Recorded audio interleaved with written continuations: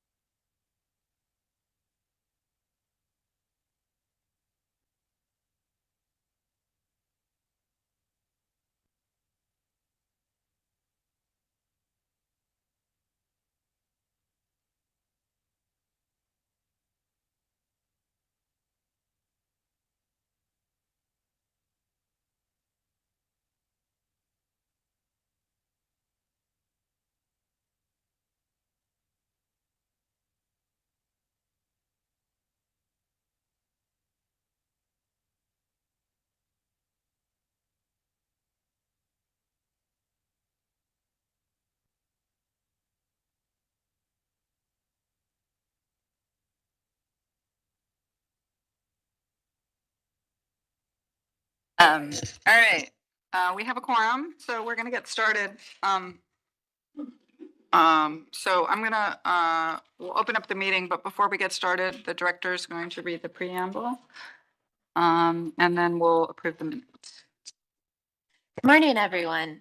In compliance with notification requirements of Ohio's open meeting law and section 101.021 of the codified ordinances of Cleveland, Ohio, 1976, notice of this meeting has been publicly posted. All boards and commissions under the purview of the City Planning Department conduct its meetings in a manner modeled after Robert's Rules of Order. Actions during the meeting will be taken by voice vote. Recusals from any vote due to a conflict of interest should be stated for the record prior to the taking of any vote. In order to ensure that everyone participating in the meeting has the opportunity to be heard, we ask that online participants use the raised hand feature before asking a question or making a comment. The raised hand feature can be found in the participants panel on the desktop and mobile version and activated by clicking the hand icon. Please wait for the chair or facilitator to recognize you and be sure to select unmute and announce yourself before you speak. When finished speaking, please lower your hand by clicking on the raised hand icon again and mute your microphone. We will also be utilizing the chat feature to communicate with participants. The chat feature can be activated by clicking the chat button located on the bottom of the WebEx screen. All meeting activity is being recorded via the WebEx platform.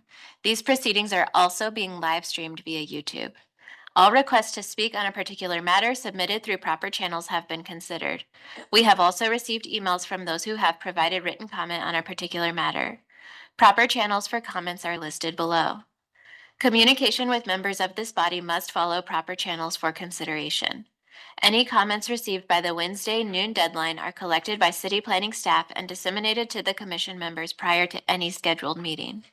Proper channels for public comment include sending an email to cityplanning@clevelandohio.gov address with a comment or a letter, calling and or leaving a message at 216-664-2210, sending a letter or dropping off comments at City Hall, 601 Lakeside Avenue, Suite 501, Cleveland, Ohio 44114.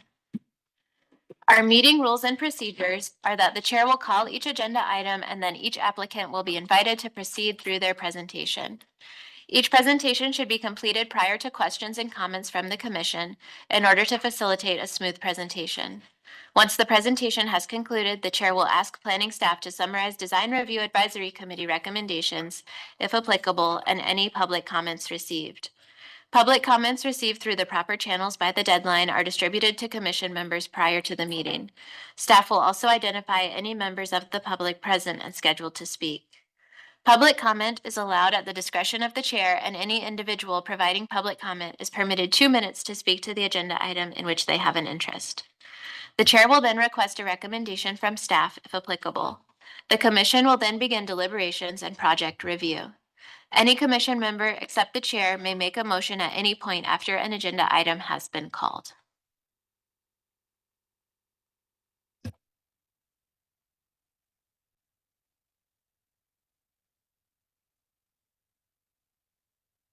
Okay, let's call the roll. Anthony, Present. Fluker, Present. Curry, Present. Gray Scott, Present. Sargent, Present. and Slight. Present. We have a quorum. First item is to approve the minutes from the April 25th meeting. I have a copy here. We have them in advance. Does anyone need them? Madam Chair, I'd like to make a motion to approve the previous minutes from the previous meeting. I'll second. Second. Motion and a second. Call the roll. Anthony, Yes. Fluker, Abstain. Curry, Yes. Gray Scott, Yes. Sargent, Abstain. and Slight. Yes. Motion carries. First item is a conditional use overlay, a pedestrian retail overlay, which is a zoning matter at 991 East 185th Street. So for zoning matters, these are a public hearing. So first we'll hear from staff, and then we'll hear from the sponsor. This could be the council person or the property owner of the rezoned property. And then we will take public comment. We will first hear from those in favor of the zoning change and then those opposed. Before you give your view either online or here, please state your name and address clearly. And your statements must be kept to 3 minutes or less. And then we'll close the public portion completely and commission members can ask questions, follow up, or deliberate. I assume, since you're sitting here, Xavier, that you're going to present this one. Yes, good morning, Madam Chair and the Commission. My name is Xavier Bay. I'm in the zoning section of city planning. Next slide, please. Our clicker is currently in the shop, so hopefully we'll get a better one soon here. So you could go to the next slide. We're going to talk about the conditional use approval that's necessary for this restaurant, Charterhouse Grille. Basically, they're improving the site, extending basically they're improving the existing site with a patio addition to the northerly frontage of the site here. And so on the screen right now, I just have the zoning map. It's in a local retail business district. The pedestrian retail overlay is currently mapped over East 185th Street. On the right side of the screen, you'll see an aerial view from Google Earth. You could see some of the context here. We're just north of I-90. Around it is there's some gas stations, some automotive uses, as well as salons and other retail uses. And just across the street are a few, about 4 or 5 single-family homes. Next slide, please. Here on the screen now, you'll just see some of the context on the street, just a head-on shot on the top of the Charterhouse Grille. A lot of these conditions are existing conditions. What we're really, calling out here with the conditional uses, you can see on the right portion of the top photo, there's currently a driveway going across East 185th sidewalk there, and there's a few parking spaces within 40 feet of the sidewalk on the right there, and then on the left, there's a interior side yard greater than 4 feet. And so the next few photos here, you just see, different shots, different angles of the context. So here, I'm just showing the site plan. So you can see there's the driveway highlighted in orange and the about 4 parking spaces that are located within 40 feet of the sidewalk along East 185th. And so those 2 are going to require conditional use approvals. And really, your criteria you're looking at here is just making sure that the size, shape, and layout of the property doesn't allow the placement of these driveways or parking areas anywhere else on the site. And if it's demonstrated by the applicant that this would jeopardize occupancy of the building. Next slide, please. The other conditional use you're looking at here, I mentioned the interior side yard being greater than 4 feet. The patio addition doesn't necessarily count as an extension of the building, the main building. So these are all being brought forth because conditional uses are site plan specific. So whenever there's any type of alteration to the existing plan, existing site, these approvals are necessary. We think that the applicant's doing a great job, beautifying this corner, really creating this new patio addition and lining the corner there with raised planter boxes. We actually also got an updated plan from the applicant calling out that there will be a dumpster enclosure in the rear and that they're actually going to incorporate landscaping strip on the frontage there along East 185th Street, which will remove that first handicap parking space. But I believe at the end of this slideshow, you'll see their revised plan. Next slide, please. I believe that's actually it. So yeah, to recap, we're looking at conditional use approval for off-street parking within 40 feet of the public right-of-way along East 185th, a driveway extending across the public sidewalk along East 185th, and the main building having an interior side yard greater than 4 feet. Jill Brandt is the architect for the project, and so she can speak to any further questions you may have. But here you'll see the revised plan that was submitted. Okay, thank you. Thank you. Jill, do you want to go ahead if you're the sponsor of the rezoning? Sure, yeah, I think Xavier explained it very thoroughly, but yes, we're just trying to improve that corner lot, or the corner condition there. The owner would like to extend the season and really take advantage of the lovely weather we have in summer and fall and have outdoor seating out there. We are using, they have existing planter boxes there, so we'll be continuing that, which I think will, really add some vibrancy to that corner.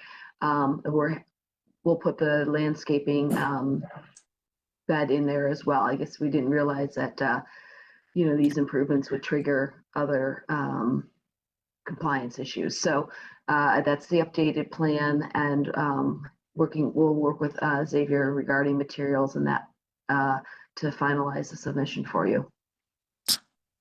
Okay.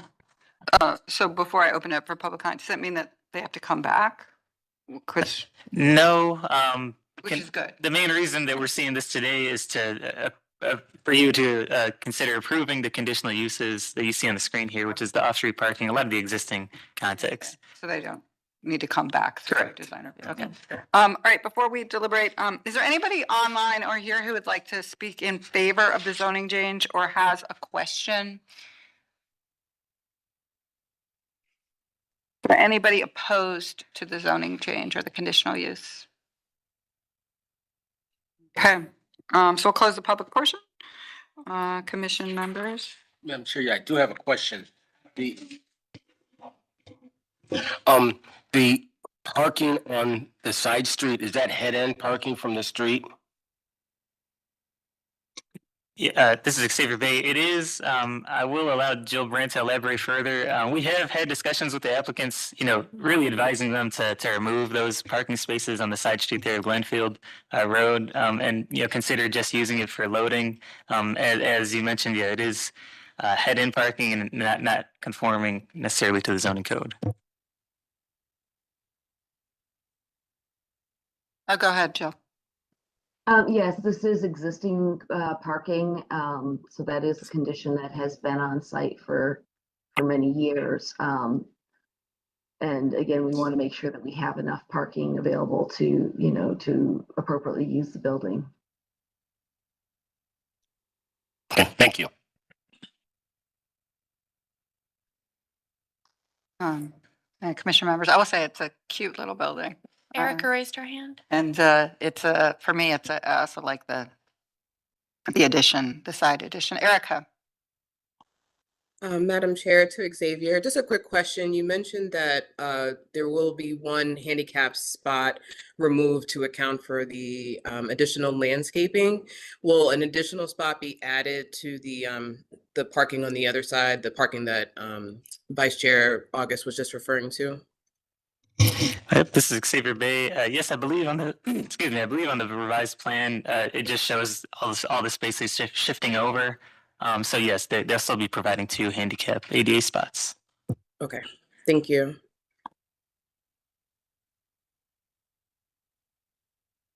Madam Chair, I'd like to make a motion for approval for the pedestrian retail overlay for the Charter House Grill. Okay. Is that sufficient? Do you need both of the conditions? Or the three? Yes, this is Xavier again, through the chair. Yes, it'd be great if you could list off each of these, if you choose to approve them, and just provide some sort of rationale. Absolutely. With the condition that off-street parking or a loading area is provided, driveways extending across a public sidewalk, and building with an interior side and yard more than 4 feet in width and located within 40 feet of a pedestrian retail frontage. That's it. From the context, I think it's existing condition. And they have addressed the concerns related to the pedestrian overlay. With the context Yeah. that they have addressed the conditions of the overlay, and what was the other thing? Just that it was an existing condition. With the existing conditions. Do we have a motion? Do we have a second? Second. Motion and a second. Call the roll. Anthony, Yes. Hooper, Yes. Curry, Yes. Ray Scott, Yes. Sergeant, Yes. Blythe. Yes. Motion carries. Thank you. Thank you. Thanks, Joe. All right, the next Thank two you. items, we're going to hear together. I'm going to read them. They are design review cases. So everybody that's going to speak, I'm going to swear you in.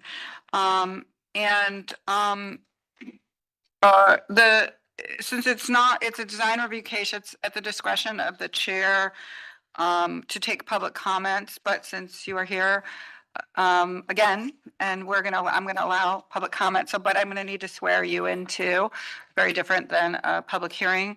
First let me read everything, then I'm gonna swear everybody in, and then I'll tell you about the process. So we're gonna hear everything, including both the design review and the demolition at once. This is for R West 2024-14 Cleveland Clinic Fairview Hospital expansion. This is new construction. It is here for schematic approval. And you can see the conditions outlined on our agenda below. And the second item is 2025-05. This is the Cleveland Clinic demolition at 18200 Lorraine Avenue. We'll need two separate motions when we get there. And so everybody who's going to speak, if you could stand up. Do you swear to tell the truth, the whole truth? Jeff, you work for the city. Rob, you work for the city. Sit down. You're like 100% sworn in all the time. Do you swear to tell the truth, the whole truth, and nothing but the truth, as you shall answer to the penalty of perjury? Okay. So thank you.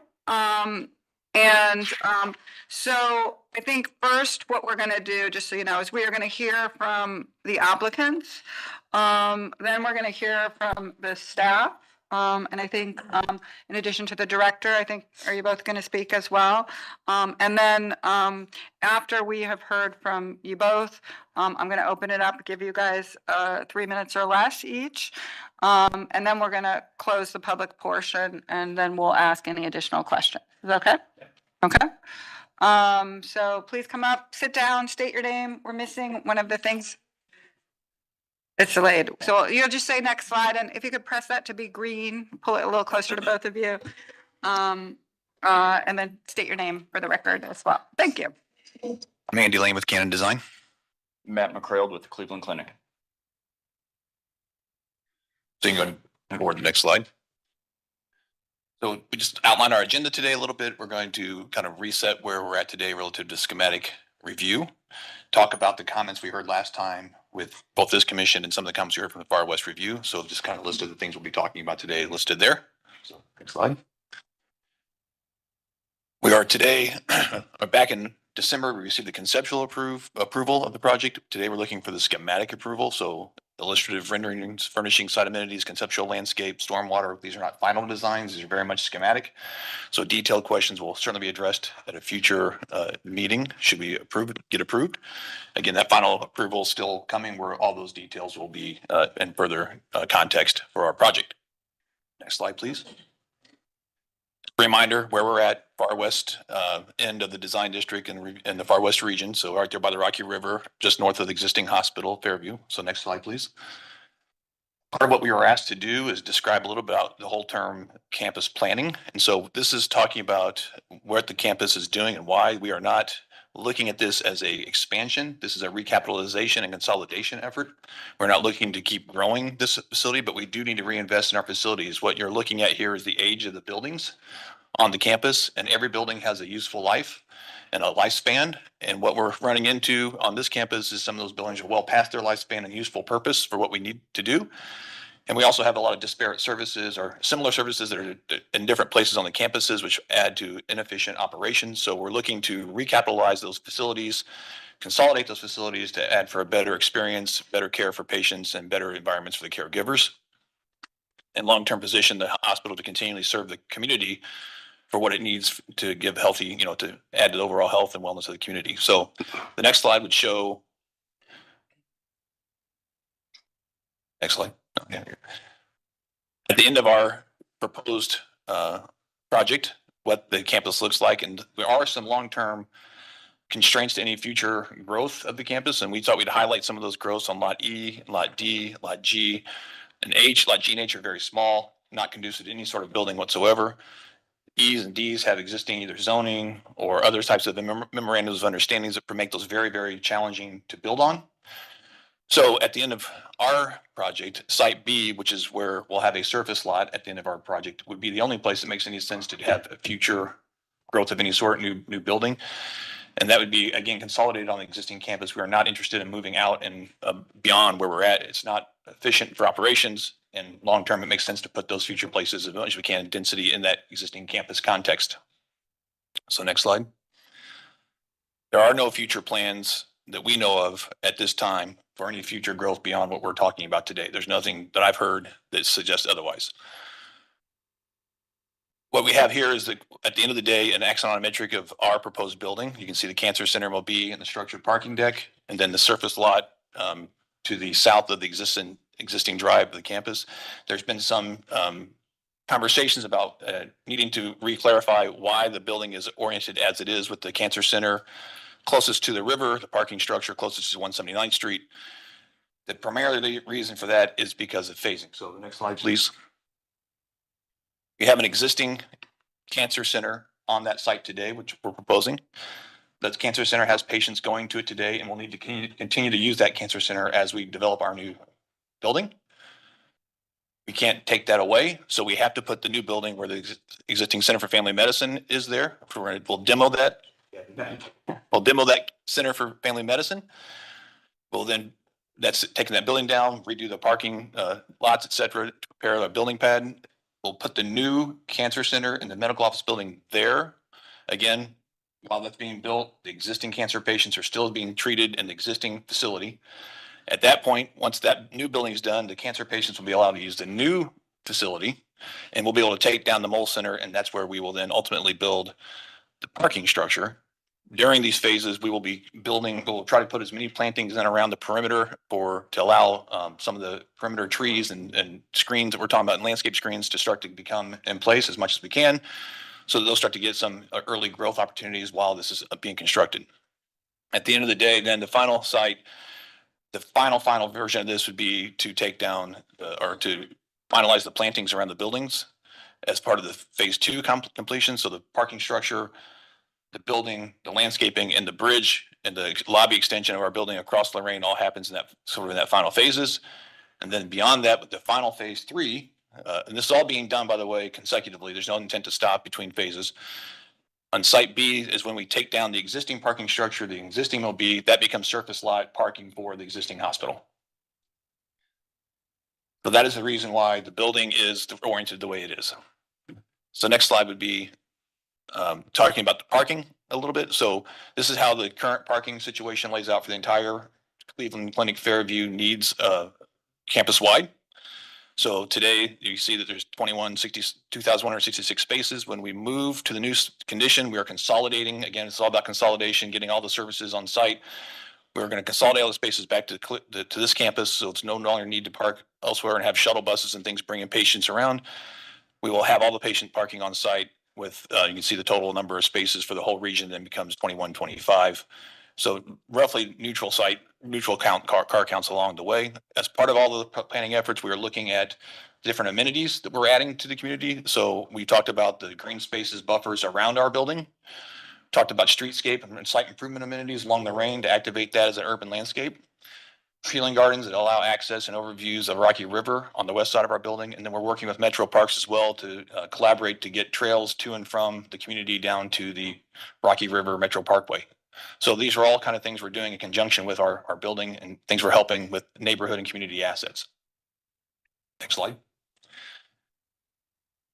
As part of our investigations, meetings with the cities, et cetera, we're looking at overall campus, circulation, entry points, signage, et cetera. This is just all the different places. You can see where we're thinking about entries, access, signage, wayfinding, et cetera. The next slide, we'll get into a little more detail about some of the overall site circulation flows. With the new full build impact of our building, kind of the overall campus flow, the item in blue there is the existing traffic, or even at the end, the traffic going to the hospital. They would come in along as they're doing today, still have a drop off at the main hospital space. They can park in the new surface parking lot or exit the lot and go elsewhere. The red shows where you'd enter to get into the new cancer center medical office building. You would drop off inside the garage. We've had an ample drop off lane for cars inside the garage to allow all that traffic and that drop off space in the garage. Patients then enter the lobby from the garage. That lobby space then connects back to Lorraine visually through that 2-story glass lobby space. They can see up to the level 2 where the bridge is, so they can either cross on grade under the bridge if they had a reason to go across the street, but there's a very easy intuitive wayfinding path on level 2 that takes them back to the existing hospital at Fairview. That path is being improved as well. Once you get into the existing hospital, there'll be new elevators to get people down back to the main lobby area. So again, it's a very natural, intuitive wayfinding between the new building and the existing lobby hospital to allow that flow to happen much more intuitively and naturally. And next slide, please. This is more of a detailed look at our building specifically, showing how the main entry to the parking structure is being proposed off of 179th Street, with the main entry queuing there, turning off of about mid-span of 179th Street. Again, keeping the traffic inside the building once they're circulating and dropping off. The blue arrows, how the pedestrians move through the building. We talked about that a little bit on the previous slide, but again, they're entering into the 2-story glass lobby space along Lorraine Avenue. All the traffic, all the pedestrian traffic, patients, et cetera, are all there. Accessing the existing hospital across Lorraine either via bridge or a relocated crosswalk right underneath that bridge for somewhat of a covered walkway with signage or a stoplight proposed. Once you get inside the existing hospital, that little area you're seeing there is where we're improving the finishes and putting new elevators in so that they can get up and down there and they can find their way back to the main hospital lobby or vice versa. And then obviously once you're inside the building, the circulation, the public space that goes up and down, again, trying to keep all that activity, all that streetscape life on that south side of Lorraine, further from the neighborhood. The only place the traffic we're proposing around the back of the building closer to the neighborhood is the service traffic, which is much less infrequent.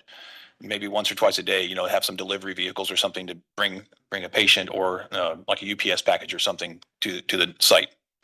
So that is the overall campus context there. We have looked at the traffic study with the city. We have been asked, what is the impact if you enter off Lorraine versus enter off 179th Street? What we're showing is that the entry off of 179th Street on the left, which we're proposing, that allows, we have looked at the peak hours of traffic entering and exiting the building. So there's like in a 1 hour a day, there's the peak travel. They're proposed like a maximum of 12 cars queuing to get in and out of that structure. All 12 can fit in that turn in our garage space. So not off of 179th Street, won't be backing up there. There is some improvement along Lorraine. The situation is that helps the traffic along Lorraine the most without causing any disruptions and safety impacts. But we did look at the existing condition or the stacking along Lorraine. You can see that some of that is better dispersed in the new view. I'm sorry, can you go back one? Yeah. Yeah, and then on the entry off of Lorraine Avenue, that traffic and backups and stacking becomes much more congested. And there's other reasons. Slide now. Yeah, why that becomes a little more problematic. So those same 12 cars that they stack crossing the sidewalk, pedestrian sidewalk, you have cars coming off Lorraine, crossing a pedestrian sidewalk. If the cars aren't diligent about stacking, then they start backing up into Lorraine. We would need to add a second stoplight there, which then adds further backups to traffic. And if people are exiting the garage, turning right to go west on Lorraine, you're turning right into a crosswalk, which, is not very safe for the people trying to cross the street there. If they're looking east, they're turning west. There's people crossing potentially in the street there. Not a great scenario for that. We also have bus stops along Lorraine. Again, if their buses are there, then that's adding more visual barriers for that turning in and out of that garage. So we think that the situation where to pull the traffic off of Lorraine, get them into our garage is the best way to approach that. Next slide. We did speak last time. There were some conversations about potentially going underground with any tunnels or parking structures. We talked about it last time. We're happy to go back through and answer questions later, but I don't think we need to spend a lot of time. So we went through that last time. So if you go through this slide, next, advance to this one, next slide, next slide. What we did want to talk about is our design review as well. So we have shown here the amount of meetings starting back in 2023 of November, the first community meeting. So this has not been done in a vacuum. Our design has progressed ever since then with different meetings, either with community or with the city agencies, all up until today. So there has been a lot of design progression and concession made along the way. So next slide, please. We talked, back in 2023, we originally conceived this building as a 7-story building with 6 levels of parking. We wanted to get the building further from the neighbors, make the building shorter. So we made the buildings slightly bigger footprints. We were able to put the buildings together. Originally, we thought them as 2 separate buildings. We put the buildings together, which sacrificed some daylight to the spaces, but we thought getting that wider footprint allows us to shrink the buildings. That allows to take a level off of both the parking and the building. So I went down a floor each. And then to further try to reduce the height and scale of the building, we moved services that were going to be in the building, in the ambulatory building, outside of the Cleveland area to different locations. And so that allows us to take, again, another level off the building and another level off of the parking structure, which is where we are today.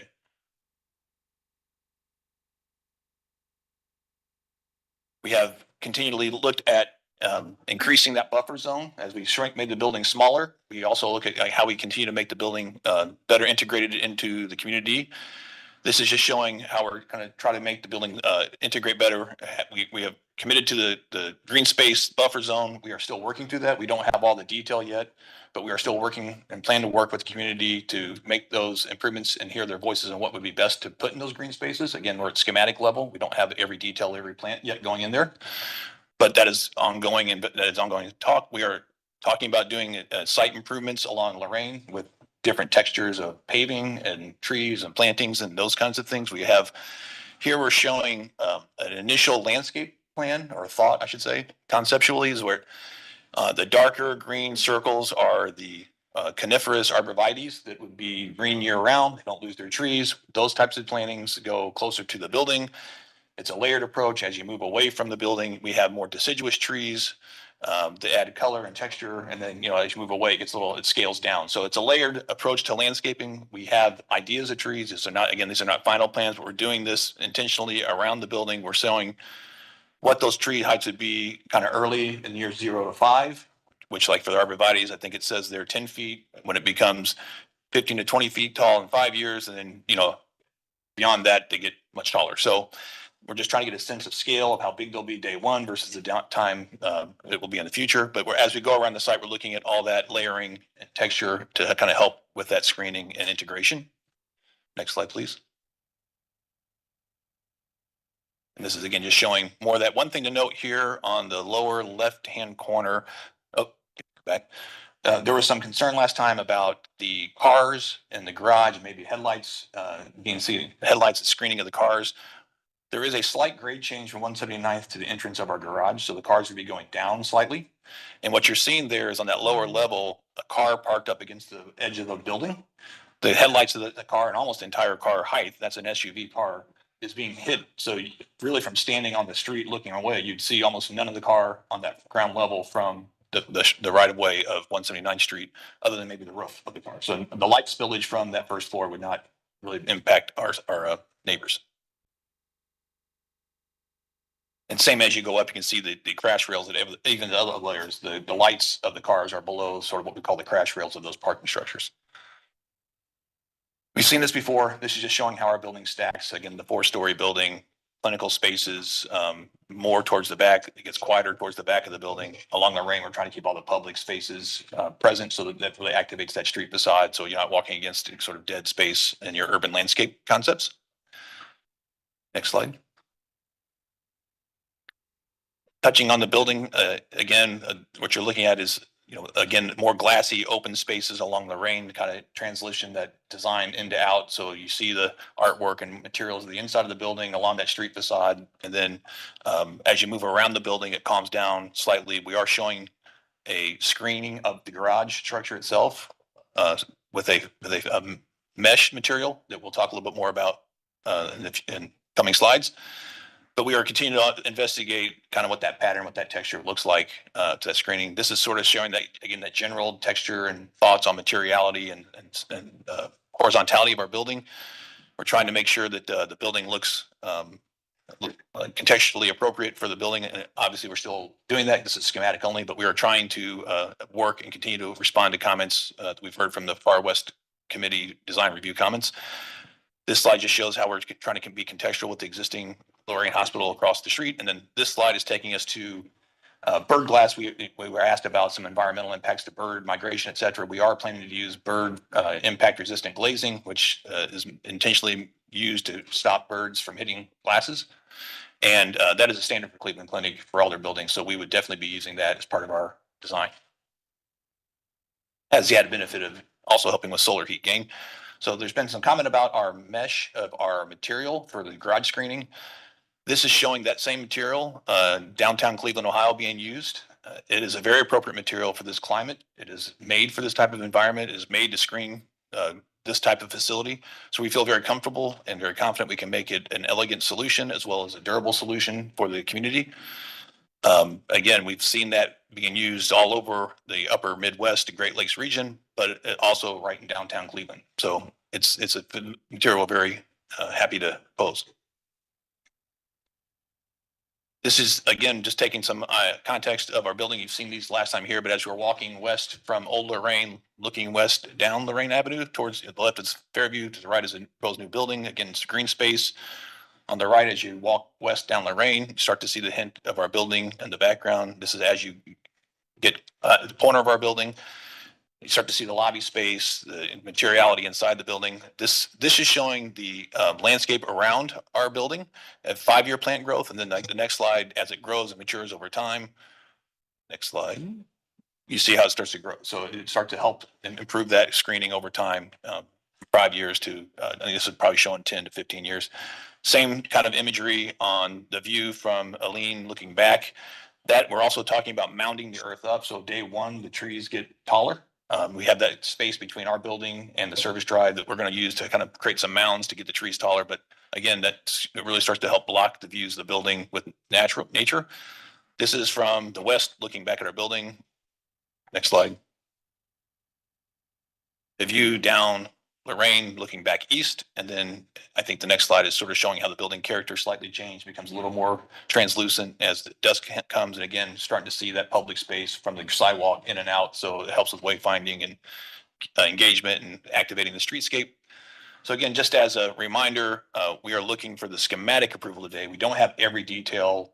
We will come back if we are successful today with final approval for schematic plus, which deal with those things like, signage plans, lighting plans, the actual materials, use, et cetera, the quantity, where they're all placed.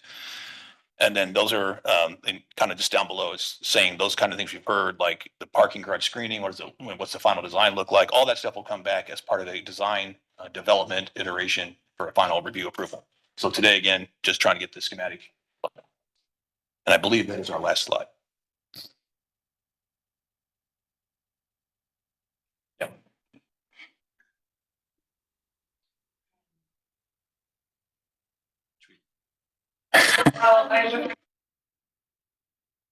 Yes, if you could just probably move over for now. Well, actually go ahead there because we're going to take public comment. So I think we're going to first hear from you from the city. Director, you want to go first and give the report? Thank you, Madam Chair. I have the privilege of giving the staff report today as our staff planner is out sick, unfortunately. So to recap, the Planning Commission postponed this item earlier on April 4th for the applicant to respond to several things, including local design review committee's conditions, come back with a little bit more understanding of the campus plan over time, complete a traffic study for egress on Lorraine, and some wildlife impact information.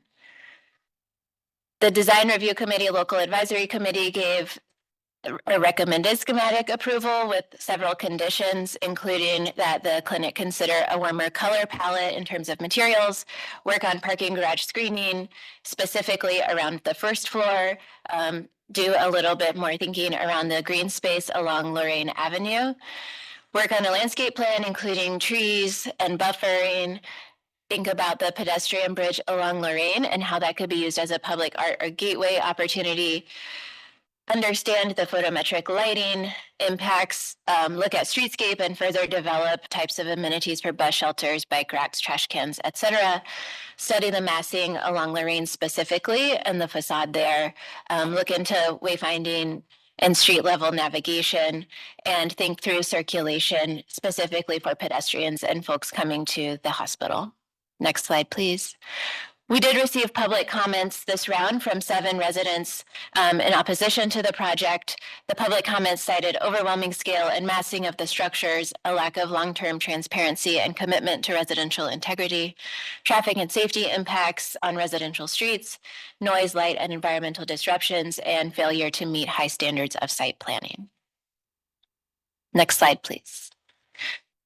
CPC staff has coordinated with the Cleveland Clinic many times as shown in the timeline in the presentation, but also several times since the April 4th presentation to Planning Commission. Coming out of those coordination items, staff recommends that Planning Commission approve, but with the following conditions: that Lot C be preserved as green space as shown in the site plans here, and further developed with community in conjunction with the adjacent green space to the north, so that feels cohesive and like a real asset to the community. That the pedestrian bridge be further developed as a gateway opportunity, that the parking garage be screened using durable materials, which they addressed in their presentation today, but with some potential for additional aesthetic treatments coming back for final, that there are opportunities studied for further public art and street level wayfinding. Thank you. Okay, thank you. Jeff, Rob, you want to come up? Just hit the button. Good morning, Commission. Jeff Epstein, Chief of Integrated Development for the City of Cleveland. Appreciate the opportunity to speak today. Appreciate both the Cleveland Clinic's willingness to reinvest in the city, as well as the engagement and concerns from residents in the area of the impact of this project. The administration is very supportive of approval for the project to move forward. We understand and appreciate that the clinic is choosing to recapitalize and maintain these important healthcare services in the community, as well as jobs in our community. This is a neighborhood hospital that's been in CAMS for many years. It's a tight site. It attracts lots of people to the community. I think listening to the presentation and the level of engagement the clinic has had with the council, with the community, with the Planning Commission and staff on continuing to refine this plan is very good. I think it's important to acknowledge that the balance for the clinic. There are lots of other things we could ask them to do here, but this is what, in terms of balancing and making sure that they can maintain the jobs, maintain the services here, as opposed to taking them somewhere else. And I think the plan has come a long ways. We are supportive of this. It's important that both the continued jobs and healthcare for us in the community. Thank you. Are you here in case we have traffic questions? Yes. Okay, which we might, so we'll come back. All right, you guys can head back. We might have questions for you all. So now I am going to open it up for public comment. So if you want to come up, turn it on, state your name and address, and 3 minutes or less, and we'll let anyone speak. So we have two online too. Okay. Okay, I can see them. No, go ahead. And, I'm also gonna ask that if you're gonna, to try not to repeat each other, I mean, I know you wanna make the point. If you're gonna reinforce what someone said, just reinforce it, but, so go ahead. My name is Douglas Baird, and I've owned my home on West 179th Street for over 30 years. And this is at least my third or fourth time coming, not for this project, with the consecutive erosions of our neighborhood. We support Fairview Hospital, and we hope that they grow. The problem is the plan they have is simply too much building on a narrow plot. They must be able to accommodate traffic to a parking garage on their own property. It's absurd to me that you would use a public street and allow thousands of cars to go up and down a private street, turning a public street into a de facto driveway for the parking facility. I am worried too. If you notice in most of the glossy renderings, everything's hidden by the trees, the non-existent and promised trees, because it's an ugly mass. And that's going to be our neighborhood experience. We understand these aren't fully flushed design ideas, but the basic schematic is simply too big to put on this footprint. And the clinic has other alternatives. That ambulette drive, they could use that to access to the back of their parking garage. The thing is, they don't want to make any changes. They had fool's gold for we can't go down. We can't put an underground pedestrian tunnel. We can change nothing.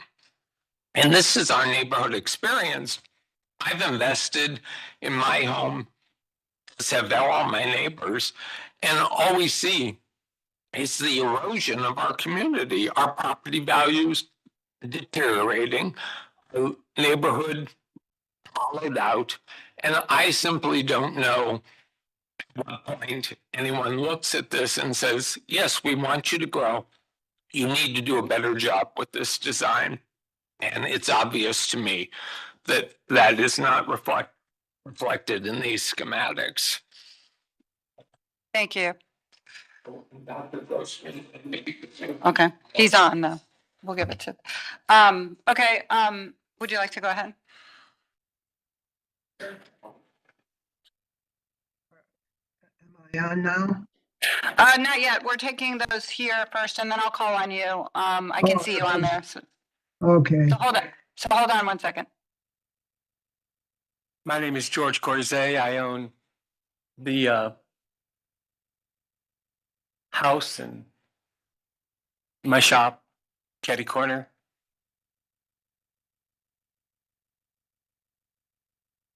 It's not just a belief.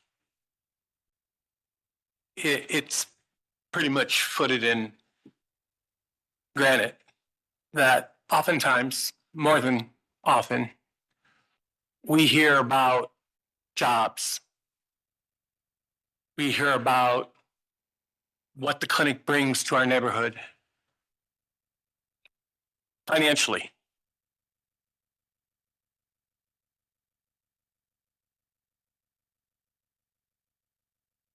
Their methods of seeking approval for their projects is highly suspect.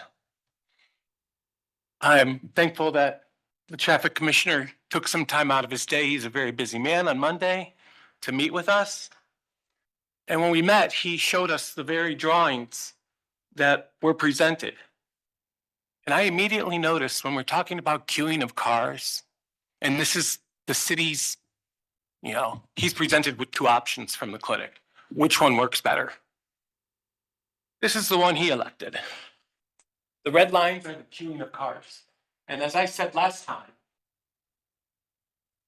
They are going to choke us. This is the traffic commissioner. It blocks the entrance to my business. This is the plan that the traffic engineer thinks is best. There's no finer way to show that blocking my entrance. That's what we're queuing cars. That's what they're presenting to you. To further burden my family and my business. But let's go one step further than that. I pointed it out to them. If you could please sit down and talk into the microphone. Thank you. I pointed it out to him. Address the chair too as well. Thank you. I'm sorry, Madam Chairperson. I pointed it out to him. I'm like, so this is where you're queuing cars? You're blocking my entrance. He had 4 days to correct it before he presented it to you. So just based on this,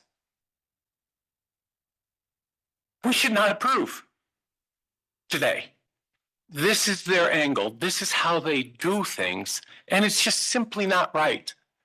And I'm in complete agreement with the submission of all my other neighbors that it's too big.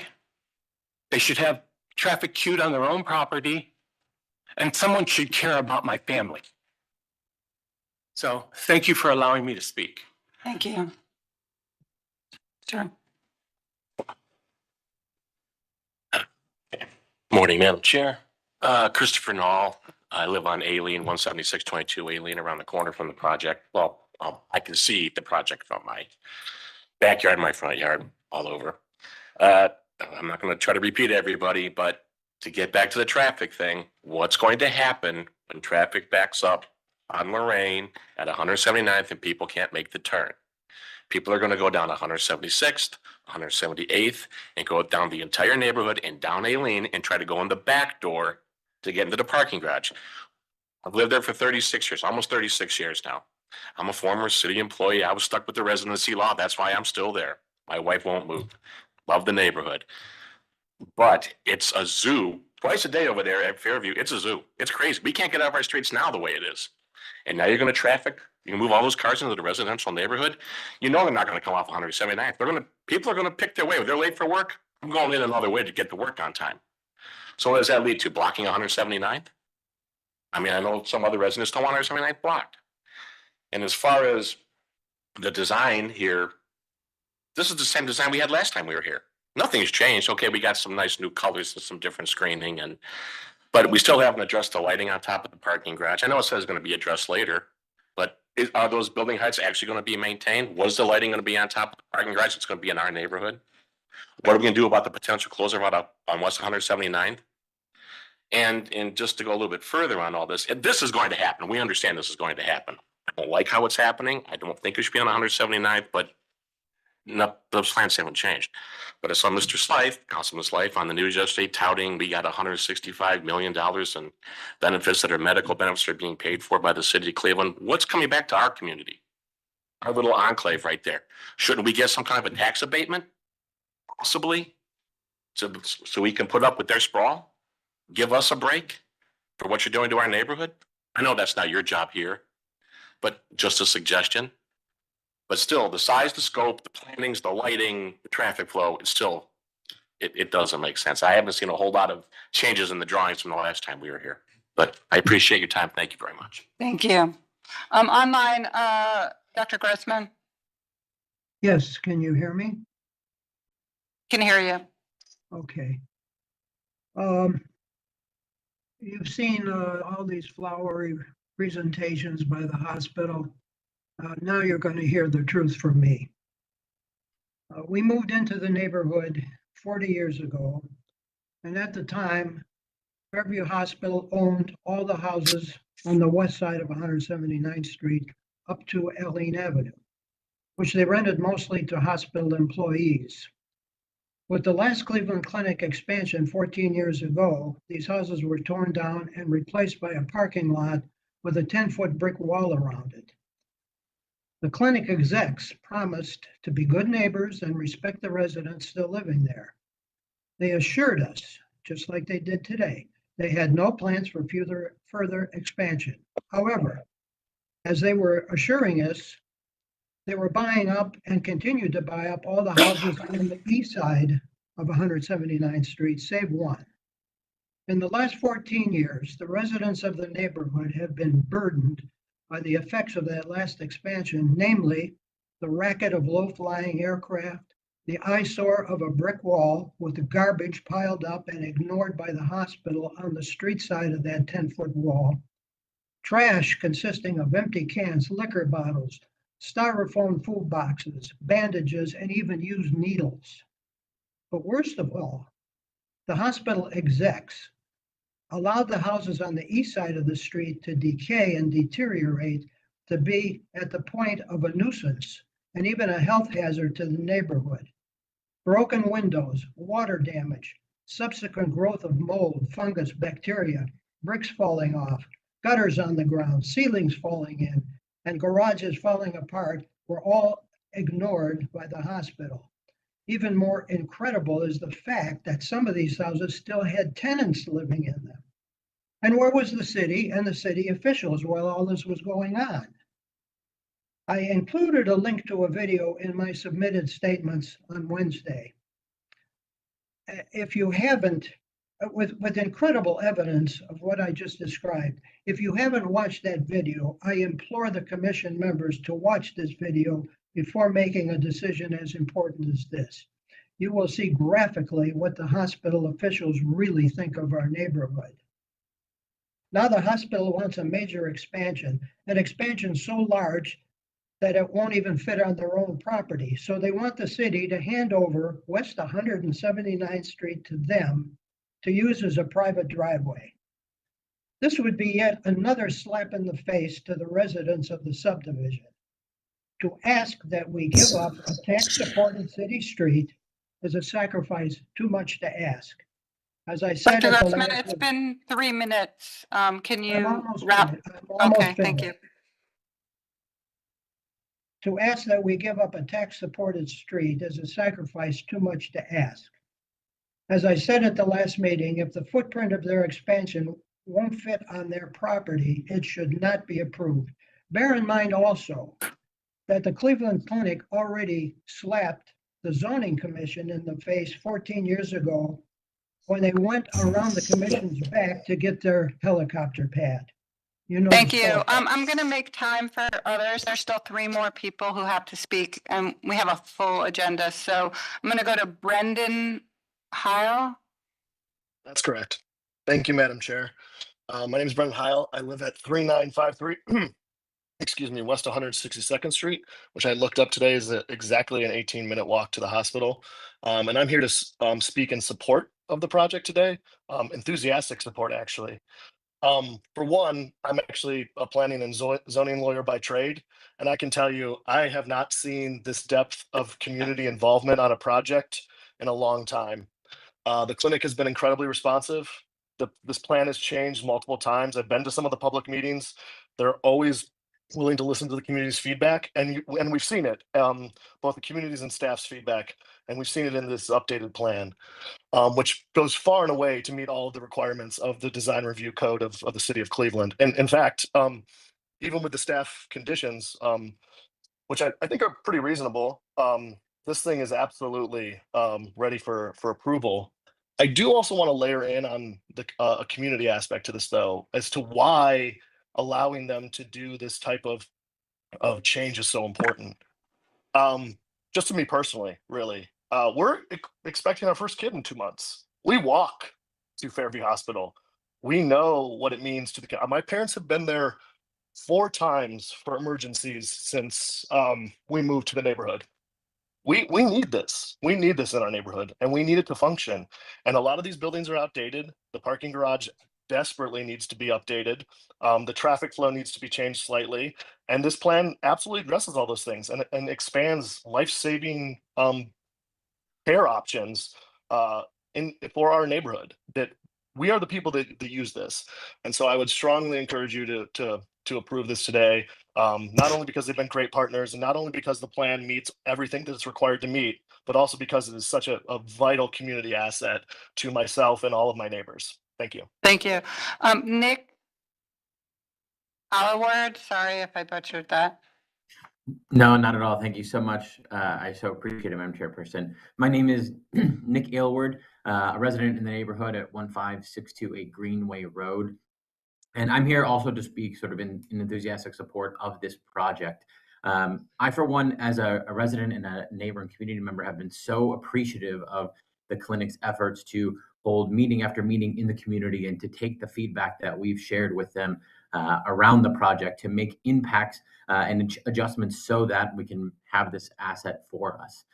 Similar to Brendan, I have a 2-year-old who was born at Fairview Hospital, and the neighborhood hospital feel is what drew us to live here in the city of Cleveland and why we're so appreciative of this asset. Being able to get quick access to the hospital for things that we need is so wonderful for us, and then one of the reasons we can encourage more and more folks to move into the neighborhood with us. Specifically for the cancer center, my father-in-law has cancer and has for several years and has been a patient at the Moll Center. And so for us as residents, being able to help him with his appointments, getting there, we, similar to Brendan, walk to the hospital to help him and meet him for appointments. That service in our neighborhood has been so crucial and vital. And so we appreciate it being there and appreciate the clinic investing in that service so we can continue to support him and our family in a way that doesn't have to force us to get into our car and drive several communities to get to another cancer center. So that asset here is absolutely something that we treasure, and we appreciate the clinic's reinvestment in the neighborhood, absolutely in full support of it being there. And as an aside, the clinic for us, every event we go to here in the neighborhood, things that we address, we always see the clinic's name on it because we know that they've been a really great community partner and neighbor to us. And we're appreciative and thankful for them for being here. So absolutely here in support of the project, thrilled to have this investment. Thank you. David Robinson.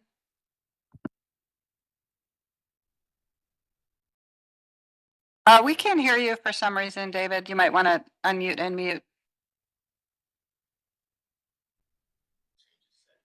No, must be a setting. Anything now? Yep, there you go. Okay, sorry about that, folks. Good morning, everyone. My name is David Robinson. I'm the Executive Director of West Park CAM's Neighborhood Development. I'm here to speak in favor of the schematic design review approval this morning. As the community development organization, we're focused on what's best for the long-term vitality of this neighborhood.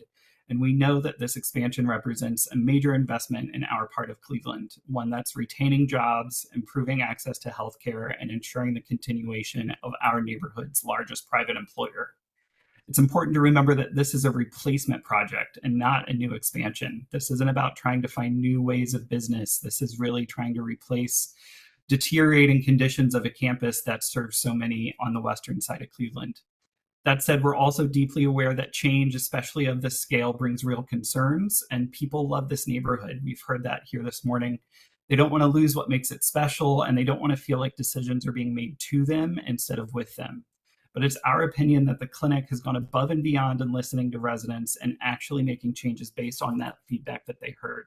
The scale of the building has been reduced significantly to try to address these concerns, so much so that the city has already conceded nearly 100 jobs to the suburbs in order to reduce its size. They've also committed to bringing the first green space to our neighborhood's main street. Fairview Hospital's time in the neighborhood predates most of the families currently living here, even predating our own organization, which is due to celebrate its semi-centennial in 2027. The hospital has been embedded in the neighborhood for over 125 years.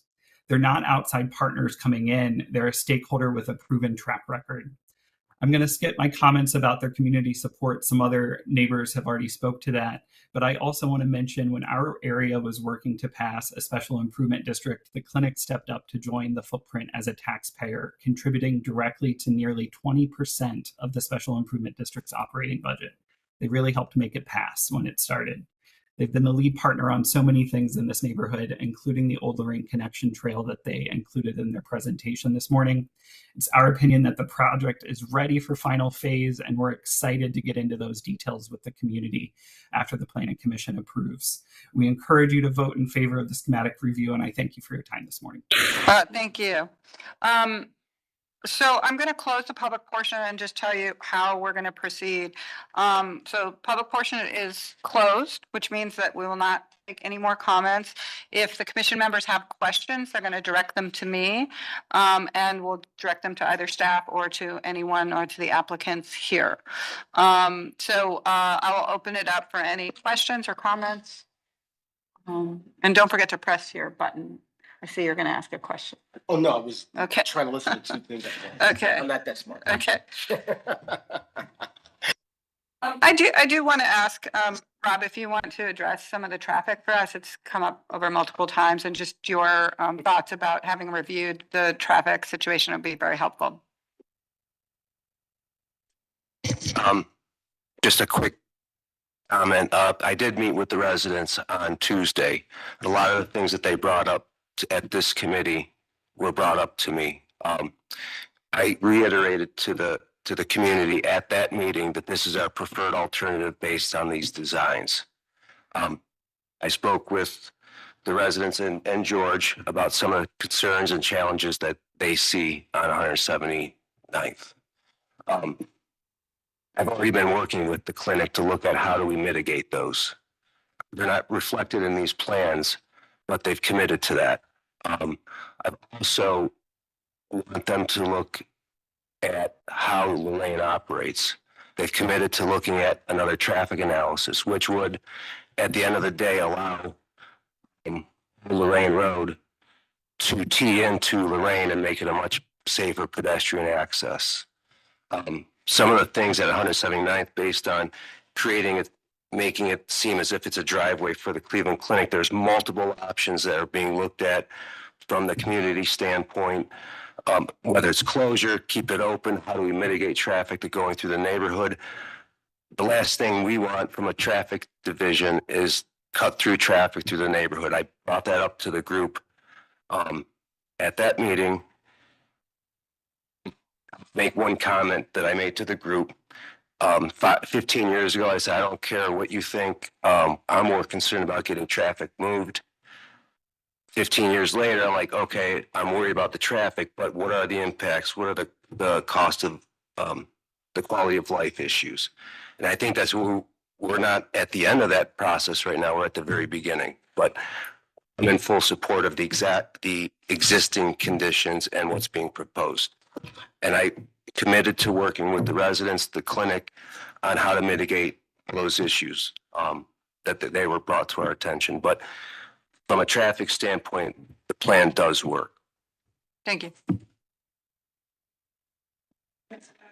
Members, any other questions? Andrew, Drew, are you going to ask something? We can't hear you either, unfortunately, for some reason.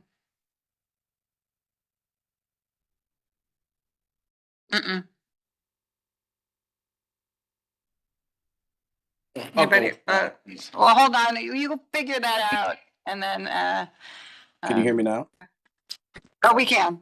Go ahead. Okay. Yeah. So not necessarily questions, but a couple comments. I think it's really important. I want to commend the applicant.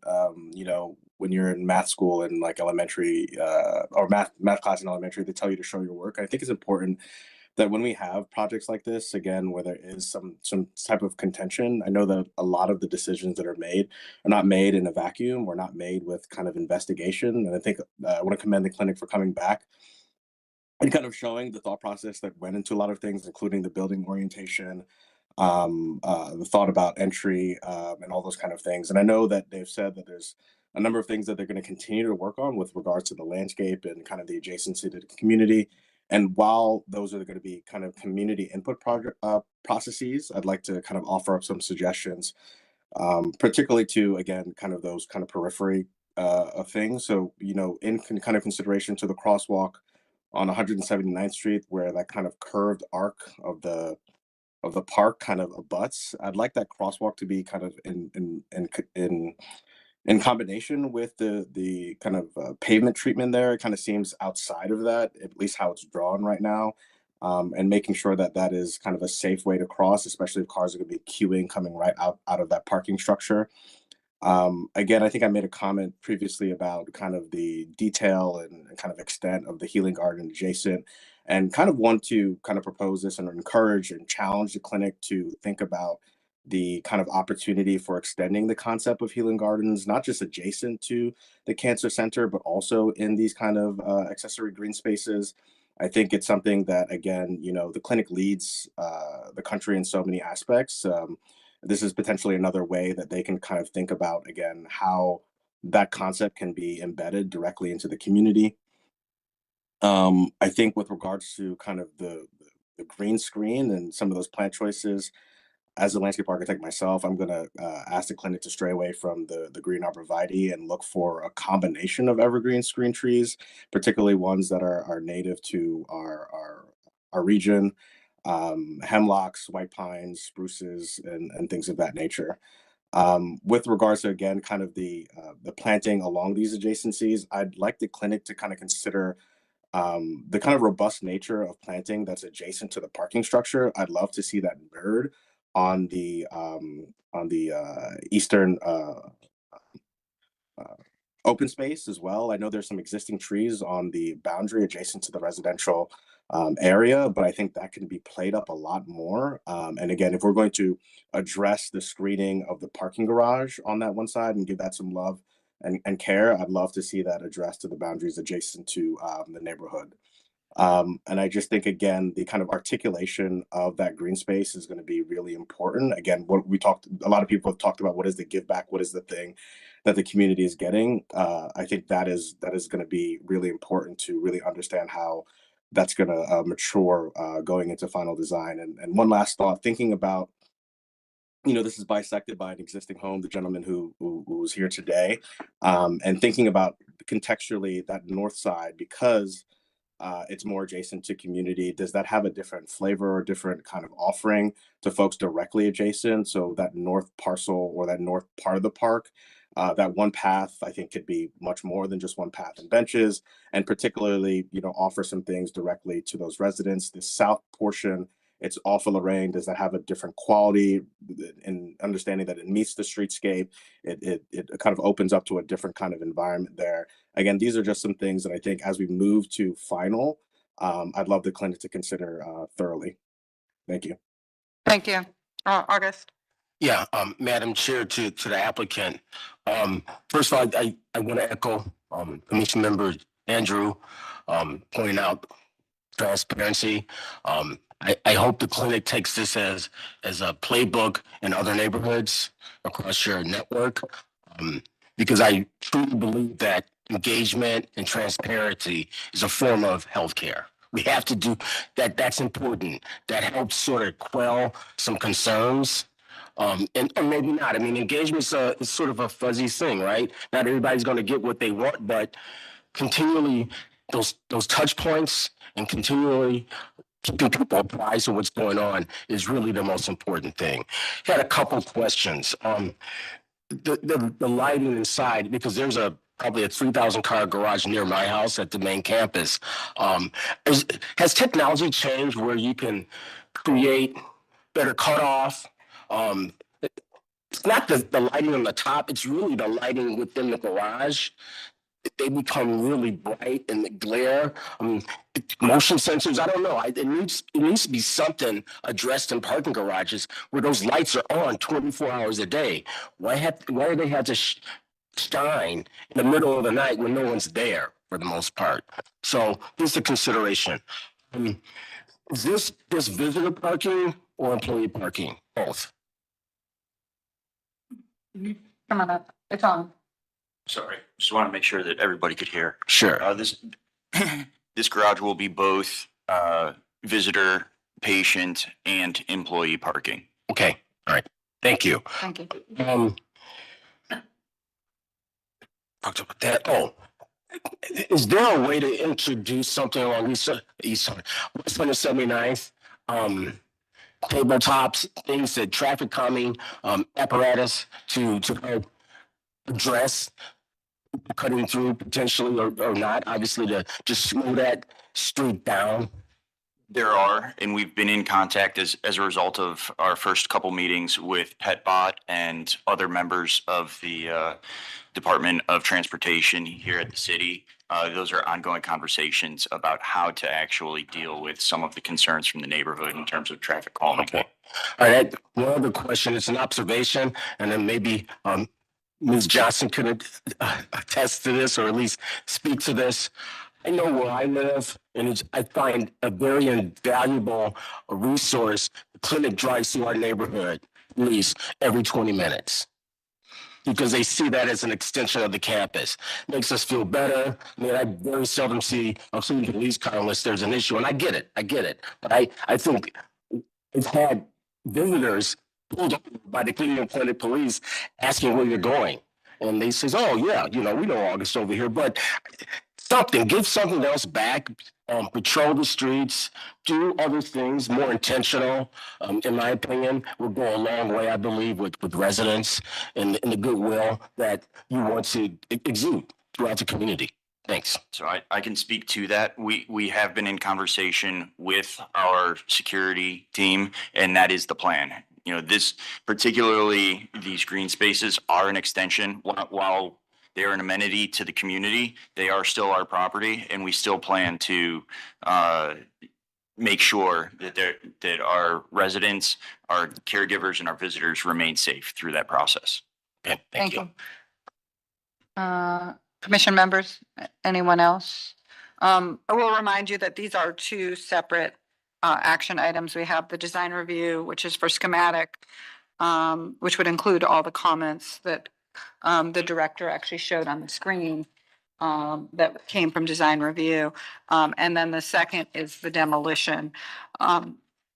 So we'll need somebody to address those. So Madam Chair, I'll just chime in and say just some of the things as I see it looking forward.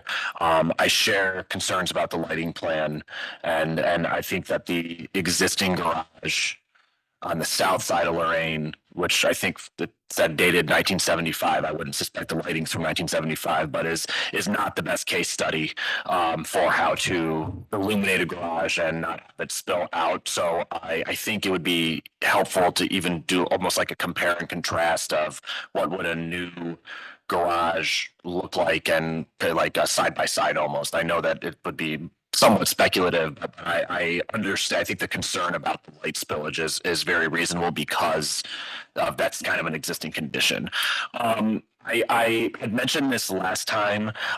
The stair tower, the glass stair tower, is immediately adjacent to George's business and arguably kind of invasive. I know, first of all, I hate that they're always glass because they're hot as all get out in the summer, but I'd like to explore some way that is not people walking down a stairwell, kind of looking down on private property, if whether that's not glass on one side or something else. I think that it would be nice and a potential courtesy. And then I will say, I think it's goes without saying that a primary concern amongst the immediate residents is the traffic. And a lot of that is going to be ways that the city of Cleveland is going to need to install cables and other things like August mentioned, and ways to kind of mitigate traffic. We're exploring some legislation, we'll be working on legislation about residential parking only, and the ability for the Cleveland Clinic to participate in enforcement of that would be very helpful. I spent a lot of time after Tuesday and throughout this process talking with Commissioner Mavick, trying to understand how an altered plan that doesn't have traffic coming in on 179th would engage with the rest of Lorraine, knowing that there's traffic lights, knowing that there's confines, knowing that there's all these things. And I'm not happy to say this, but I have come to learn and understand that 179th as ingress and egress is kind of the best worst option. I think it would be a lie of omission for me not to acknowledge that especially to Mr. Gorzay, very strongly impacts him. And I think there's one thing that he brought up, which is very reasonable, that our community meeting, that his ability even to have people come to his house and park on the street is going to be impacted. So I think that one thing I would like to think through, and maybe a concession within the green space area of some sort of private pull off for additional driveway, so that there's somewhere that George is able to park. I mean, his house is already, I would guess maybe a 20-foot setback from the sidewalk at a maximum. They're pretty tight lots. So his ability to even fit a number of cars in the existing driveway is already, less than maybe it would be in other parts of town. So I think that that's a reasonable thing, and I'd like to explore that as a concession to the homeowner. And as it goes to the green space generally, I know that they're going to be coming with a deeper green space plan. But as the project moves forward, I would like to ask that the Cleveland Clinic consider a more elongated and maybe bringing in design partners of understanding what the green space could be, and with the planning commission's understanding that the evolution of whatever that concept could be might be something that needs to be brought back at a later date for final approval or brought through staff or something. But I don't want to rush the green space knowing that they're seeking a construction project. I really want the green space to be done well and meaningful and understood, and meet all the needs of the residents, including George's need for parking, which will require some deeper conversations about land ownership and stuff like that. But I'll kind of wrap it up there. But I think that there are some things going forward. Those three conditions, do you want to? So I think, let me make sure I get them all. I would add the conditions of the stairwell. Mm-hmm. A solution for off-street parking. And the green space. And the green space, yeah. I'm pausing because I think a lot of the other stuff, like for example, what can the city do to discourage cut through traffic and not blocking the box so that there's access to drive. That's ultimately going to be city stuff because that's in the right of way. So I want to bring it up because it's important for us to understand and for the city to hear. But since it's in the road, it's not inherently something for the clinic to actuate. Yeah. So I think what I'm hearing, and some of it takes into what Drew said. So one is, in coming back for final, including a further exploration of the stairwell and its relationship from a viewing point of view. Second is the parking and looking at some specialized solution on off-street parking for visitors. More development of the green space as the public asset, and some of the items that Drew said about thinking about an extension of it, the idea of the healing garden, and really thinking about that, I think, across the street. And then to the city is, when they come back, is to see the kind of further refinement of the city's development of how they will be addressing the things the city would need to address around traffic. Okay. Is there anything additional that anyone wants to add? I'll take a stab at it. I'm going to try and make this as simple as possible because I got like 5 different lists. There's something here, something there, and obviously in my brain. However, I'm going to move to approve schematic design of the Fairview project with the condition that they abide by design review comments. Stay here and stated previously. Comments made by commission members Andrew and Charlie, and myself. I second. It's unusual not to state them, so I'm going to ask that.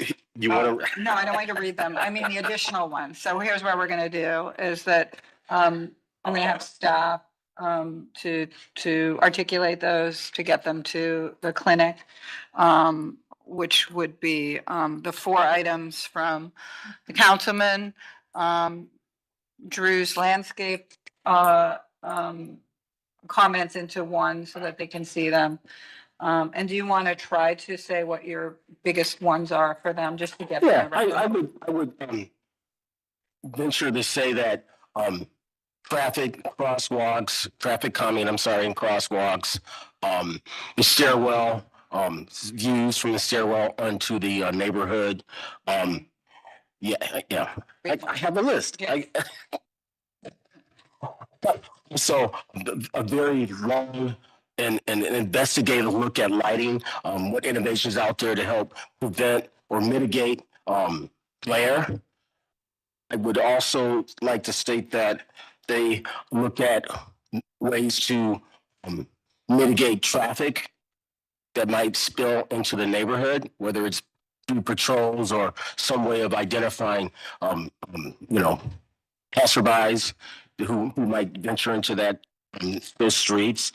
And I think more importantly, as you delve into the green space, that it's more intentional. You bring in partners, you work with the community to create something that's substantive and meaningful as a part of the neighborhood fabric. Okay, we have a motion. I think I heard a second. Were you the second? Second was call the roll.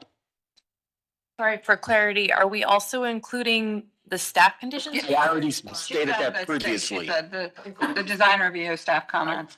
Yes. Okay. Yes. Anthony? Yes. Fluker? Yes. Curry? Yes. McCray Scott? Yes. Sergeant? Yes. Blythe? Yes. Motion carries. Page 6. Yeah. The demolition. Page 6. Yeah. For item number 2025-05, a demolition of 18200 Lorraine Avenue, I move to approve as presented. Second. With the 2 conditions, correct? Oh. Yes. Can you add those? Sure. They're here in this they were approved with 2 conditions. All right. Lots of paper. Okay, with the 2 conditions stated in our correspondence. Okay, we have a motion and a second by Drew. Call the roll. Anthony? Yes. Fluker? Yes. Yes. McCray Scott? Yes. Sergeant? Yes. Blythe? Yes. Motion carries. So to the clinic, please work with the staff to really get complete version of all the comments. And then we'll see you back for final with those items. Thank you. Thank you. And thank you. So we have, Madam Chair? yes. Apologies, Go sorry, ahead. this is just more of a process question. With all the conditions that were laid out in the last 2 motions, will the clinic have to go back to design review or they just come back to us? They always do. They will go back to design review and then back to here. Only sometimes when we give approval ahead of them, it'll still go back to them, but it won't come to us. But in this case, they have to do both. Okay, thank you. Yep. Okay. All right, the next item is a special presentation of Canal Basin Park Mural DF 2025-015. MoCap is presenting this one. Very interesting. Go ahead with conditions. Before you begin, is Lance Studio involved in this? No, sir. Thank you. Good morning, and thank you, Madam Chair and Commission. I'm here to present a very exciting project on Canal Basin Park that I hope sets the tone for future development of the park. We'll be talking about an interpretive mural and a large-scale map of the Towpath Trail. Yep. Just to set the context, we're at Canal Basin Park down on the flats right there on the river. Keep going. If you're not familiar with Canal Basin Park, it's right on the river. It's right next to the pump station. There's a Metro Parks green space and the docks right there. There's some light commercial retail around it. The RTA or the RTA waterfront station, a private parking lot to the north, and Settlers Landing Park just to the north. That's our oldest park in the system. Go ahead. Just talking about how this project came to be. So in 2020, late 2021, we had construction of the initial improvements to Canal Basin Park that was completed and open to the public in July of 2022. Those improvements include reducing the parking lot and converting half of the parking lot into the green space you see today with the loop path trail. The remaining parking lot was renovated to a very nice condition. We added some seating walls and some steps around the new parking between the parking lot and the trail. We added some EV parking charging stations, some bike racks, and a small information kiosk was also installed. But however, there was no interpretive and no navigational signage provided in that project. So next slide. So that's what this project is here, is to provide that interpretive and navigational signage into the park, since none exists really today. So to do this, MoCap used $150,000 in city matching funds to apply for a grant through the Ohio and Erie Canalway Coalition. We were awarded $35,000 for a total of $85,000 project. We released an RFP in collaboration with Canalway partners to procure those services, and we hired Firewatch Design out of Dayton, Ohio, to produce the map and the mural, and that's what we'll be talking about today. Go ahead, Evelyn. So starting with the mural, this is the existing canvas that the mural will be going on. It's of 3 archways. We'll be doing the archways itself and all the face of the arches. So approximately 80 feet wide, 27 feet tall. You can see all the dimensions of the arches there. So the entire thing you see there will be the mural itself. So talking about what we're going to do in the mural, we had a lot of discussion about, what the theme should be. Using work from the Canal Basin Master Plan that just got approved by this commission a few months ago. We had a lot of research, a lot of stuff already done. So we just kind of reused a lot of that. Keep going, please. So once we kind of had a theme, I'll talk about themes in a second. We started talking about colors. It's a kind of a dark side, so we wanted brighter colors. We wanted something that could be really bright and engaging. We went through a whole palette. Keep going, Evelyn. Then we started talking about typology. What is the fonts? What can you read from a scale? What should be involved? So we just want to have everything kind of in packaged together. So we knew what when we started designing. So this is color and topology together. So this is vaguely what we were looking at. Color, fonts, readability is the main concern. Next slide. So now that we have the theme, the colors, the fonts, we talk about what does the actual mural look like? What is the style of the mural? So we went through a whole process of look at different styles of murals, of collages, line and color, sketches, traditional, and the 3 boxes you see there dashed. Those are the 3 designs that we selected: the flat design, the bold design, and the line and color. Those were the 3 primary styles we want this mural to be. So now that we had our the colors, the topology, the styles, the murals, all that in place, Firewatch Design just started creating concepts. They just put pen to paper using arches around our city, other cities, just for any canvas, just to start mapping ideas. You can see they just started making different concepts one by one, really just kind of letting their artistic, creativity flow here. So after a while of they had all these designs, we decided we needed to get an artist on board to actually do the mural.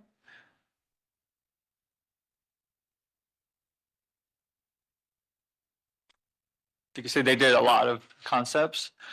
So in collaboration with the city, Canalway partners, and Firewatch Design, we issued an RFP to actually get the artist on board. We received 64 submissions to the RFP. Firewatch helped us do the first round of review based on availability, the pricing, and the ability to produce so many varied styles. They did that first cut for us. So then we interviewed 4 top artists that were available. You can probably get to the design. Got it. All right, let's keep going. Yep. Yes, keep going. Thank you. Yep. Thank you. Appreciate that, Chair. So the design is the themes are Cleveland in the past, Cleveland today, Cleveland in the future. These were the designs. It's okay. You keep going. These were the concept designs by the artists going forward based on the compilation we gave them. Keep going. This was our preliminary design that went to design review from Flats. Keep going forward. We had some notes for them that we had some changes that we were going to do that we presented to them. keep going, please. They agreed on a lot of these. Basically adding some things, so this is the final design I'm presenting to you today. So we have, on the left is Cleveland in the past. We have the Canal. We added the Mural team on the left side. We have the Vibrant City today right in the middle, and Towpath Trail on the right, visioning like future going forward, a lot of movement. So one to note from design review is make sure we had the angle correct, and then make sure Williams a little bit more prominent and shape to reality. And the design review wanted to add a smokestack, but we actually did a bridge instead. We had a couple of reasons there. So since we submitted this presentation, I actually have the final design that incorporates all of the notes. So I have some handouts if you would like some. But this is We try not to get too much into the. I know, sorry, So you can probably, this is the role of the artist. Yes. Not So us. what's in your hand is the final design that we're proposing to put on the mural itself. So you can see the histories on the left, Vibrant City and today, and the Canal Towpath Trail movement going forward in the future. Thank you. Madam Chair, I'm a little bothered by the comments from design review. It's art. I mean, you can't dictate, in my professional opinion and personal opinion, you should not dictate what art is. And someone telling you to add a smokestack makes no sense to me. That's not why we're here. We're here to help facilitate what's going on in this city in a positive way. But anyway, get off my soapbox. I do have a question, and maybe I'm just a little confused. I see Tara here, and I know Rhonda Brown is here. I'm trying to figure out how art works in this building. Who facilitates it, under whose purview, how is it coordinated? I just don't really understand how things happen in the four walls. I'm trying to understand that. So if you could opine on that, one of you two. Thank you. Through the chair, I think that's something we're still working out with Tara and Rhonda Brown. So this started about a year and a half ago. So this kind of was started before we got into. There's a lot of detailed conversation on how we should collaborate a little bit more. So that should be. Yeah. I can have an offline conversation with you, but we just have overlapping roles because Rhonda oversees the full infrastructure of the arts, not just public art. So all of the arts and the creative economy and how they interface with City Hall, with artists, and then my role is specific to the public art program and public art installations. So we have overlapping roles, and we're still working some of that out, trying to figure that out. Okay, commission members. Sorry, there's an additional, the presentation's not over. There's another. Oh, piece. So I will. Well, are you very good with it? This is probably the most comprehensive mural we've seen in a while. We don't, if this is it, are you in support of it? Is the community in support of it? I mean. There's an additional Well, element. I wanted to say, because there is a sign component. So James worked wonderfully with us. The smokestack was not a condition of approval at all. It was just a discussion element that came up. That Jay and his team, we've already met with Firewatch. Like, they've done a great job picking up all the comments, all the conditions that the committee already put on. The only thing that is outstanding is just the connection points on the signage and making sure that we don't have rust. And I'll go through the sign real quick, then you could, so that was the mural component. So Evelyn, if you want to go back. We did on the. Okay, so if you want to go back one more, so it's not blocking the middle piece. So this is the sign. It's a 15-foot sign built into 3 sections, 6 feet wide. It's gonna be mounted on the column. You can see the 3 arches on the left. That's where the mural will be going. So they're complementing each other. So it's basically showing some key points along the Towpath Trail, some mileage, some just key indicators, a little history, their verbiage. So this will be mounted on there. It'd be made out of quartz and steel, would be the front plate, and the back plate would be acrylic showing all the color. The quartz and steel will be cut out so you can see the color from the back. So you can nice and pop and be able to read it real nicely. That's nice. Thank you. So to the staff, then, this is final approval for both the mural and the sign, right? Is that correct? And the conditions that we see here, you've addressed all of them, except the smokestack was not a condition that was required, but are we safe to say that you're okay with this? If we give a final approval, they've addressed all these. The only condition that we would say, and they're already working on it, is just the issue of brush streaking down. Oh, okay. Yeah. Maintenance. Yep. And I'll just, one last thing is RTA has already reviewed all this and approved this for conditions and mounting and all the engineering structure of it as well. If I could interject real quick again, the other piece that I forgot to mention, Rhonda oversees the entire transformative arts fund in those projects as well. Madam Chair, I'd like to make a motion for approval for the Canal Basin Park mural and Towpath sign with the conditions set by the Flats Design Review and the maintenance of the mural. We have a motion Second. and a second. Call the roll. Anthony, Yes. Luker, Yes. Curry. Yes. McCray Scott, Yes. Sergeant, Yes. Blythe. Yes. Motion carries. Thank you. Madam Very Chair, nice. might I suggest in the future we try and keep the approvals to the piece of art and not get caught up in conditions? I don't think it's fair to the artist. And it shouldn't, that should not happen, in my personal opinion. Thank you. Okay, I agree. I agree. Okay. So let's do the two administrative approvals because the last one is a special presentation from about the from MOCAP. So I know you're staying here. This is easy. There are only two administrative approvals. So can I have a motion for those two? Madam Chair, I move for approval of the administrative approvals, ordinance number 561-2025 and 567-2025. Second. Motion in 2 seconds. Call the roll. Anthony, Yes. Luker, Yes. Curry, Yes. McCray Scott. Yes. Sergeant, Yes. Blythe. Yes. Motion carries. So we have a special presentation. It's the Parks Recreation Master Plan. We've seen this along the way. Is this for final approval? Or is this what is, we're not approving this? This is for information only? That's correct, Chair. Information only? Yep. Oh, it's an update. So the plan is finalized, it is done. I don't know if we're technically looking for your approval to get into the city, like adoption. Yeah, so I say adoption, yeah. So we are adopting it. I believe we're adopting it. We're making a Yeah. vote. Yeah.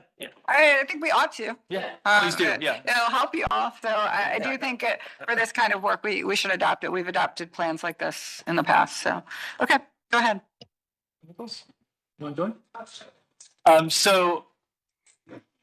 So with us is Andrew Dobzinski with Olin Studio. He will be doing the presentation. We have a great executive summary. But first, I just want to quickly just say, thank you to the city and to this commission. This has been a long project. It's been a pet project of mine for about 2 years. So I am just really happy with the end product. I really think it's gonna be a great tool for our city to really improve our park and recreation system and really provide amenities that the residents really deserve and need. And we have Alex, Director Nichols with me here today. I'll just turn it over to Andrew right off the bat and let him go through our presentation. That way, if there's any questions or comments or discussions afterwards, we'll be happy to do that. So turn it over to Andrew. If you want to do a quick introduction of yourself and just run right into it. Great, thanks so much, Jay. I'm Andrew Dobzinski, an associate at Olin, and we were led the consulting firm that worked with the city on developing this plan. And I'm really excited to be here today. I also just want to say how exciting a time it was to be working on this project. Director Nichols was not in her current position. That position didn't even exist when we started this process. And so it's really an exciting time for Parks and Recreation in Cleveland with the reestablishment of the Parks and Recreation Department. So I think that this plan comes at a really great time.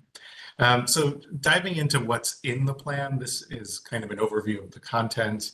The plan talks about the context of Parks and Recreation in terms of what value Parks and Recreation provide to the city and how it fits into other plans that are, form the planning context.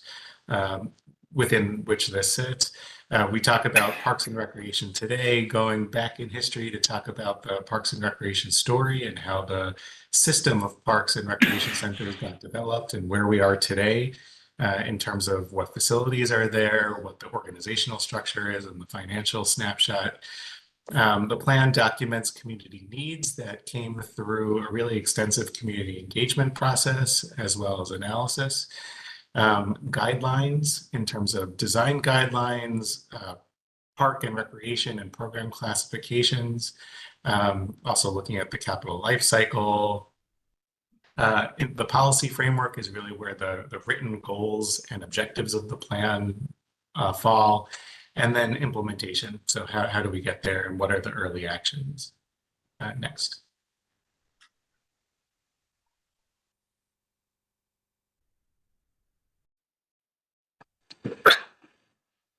Sorry, I don't know if there's a delay. So the Parks and Recreation vision that's laid out in the plan is that Cleveland's dynamic and equitable network of parks and recreational facilities enhances quality of life and the natural environment, preserves and stewards the city's rich cultural identities, and evolves with the needs of current and future generations of Clevelanders. Next. So the process began in the spring of 2023. We went through our community needs assessment, which involves, again, some robust community engagement. Then we went on to develop the long-range plan, in which we also asked for feedback from the community, and then developed the strategic implementation plan. Next.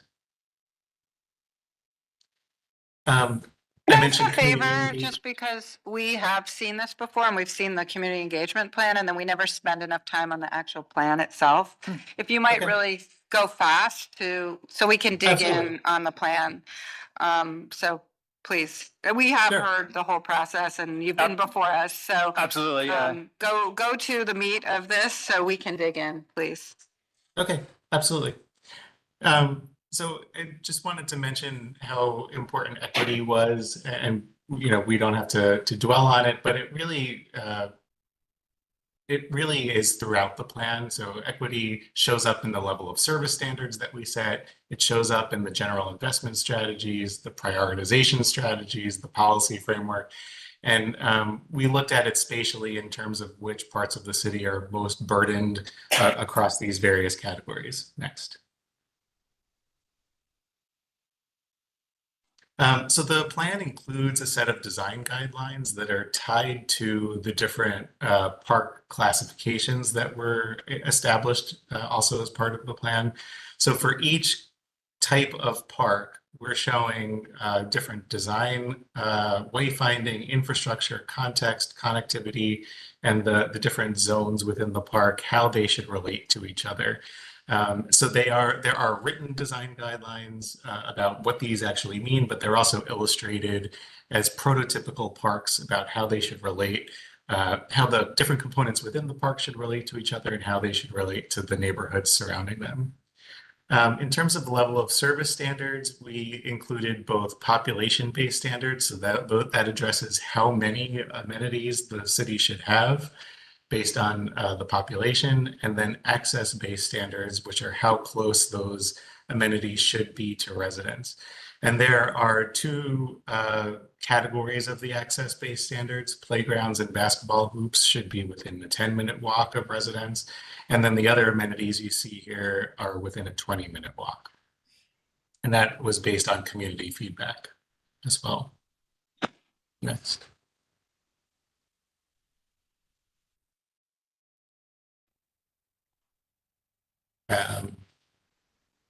Okay, park classifications. So the park classifications, sorry, the slides are jumping a little bit. On park classifications, I think it's notable that there has not been a Parks and Recreation plan for the city since I think 1980. And so there was not a current park classification system for those cities' parks. And so the reason for establishing these is really to create mutual expectations with the public about what types of amenities, what the size, what the typical length of stay should be, and whether parking should be provided on site or on the street for different types of parks. Absolutely So right. Yeah. Okay, it's like, Are we okay? gotta be proud. Just keep going, Andrew. It's okay. The slides will catch up. Okay, sounds good. The other, really amazing thing that I think we were able to accomplish with this plan is how the city will prioritize where it invests in the future. Prior to this plan, the parks were ranked based on their site conditions only. And while that should be definitely a factor in how to prioritize where investment goes, we, through our conversations, felt that it needs to be a much more robust data-based methodology for prioritizing parks that included not just the condition of parks, but also where, again, the equity concerns are the highest. And that includes the levels of burden that I mentioned earlier, but also where the city has or has not invested in the past, and also alignment with other city priorities. Next. In addition to doing the park classification system, we also developed a new recreation center classification system that provides guidelines on the numbers of employees, the square footage, and the types of amenities that should be expected in different types of recreation centers. Next.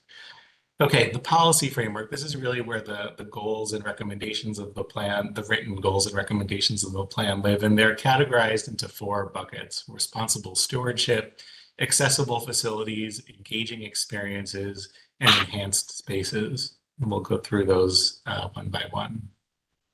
So in terms of responsible stewardship, the goal around maintenance and updates is just to ensure that facilities are operated and maintained effectively and to design standards. A goal around funding to enhance the fiscal sustainability of parks and recreation facilities. Community and partnerships to build and strengthen partnerships to leverage resources for mutual benefit. Next.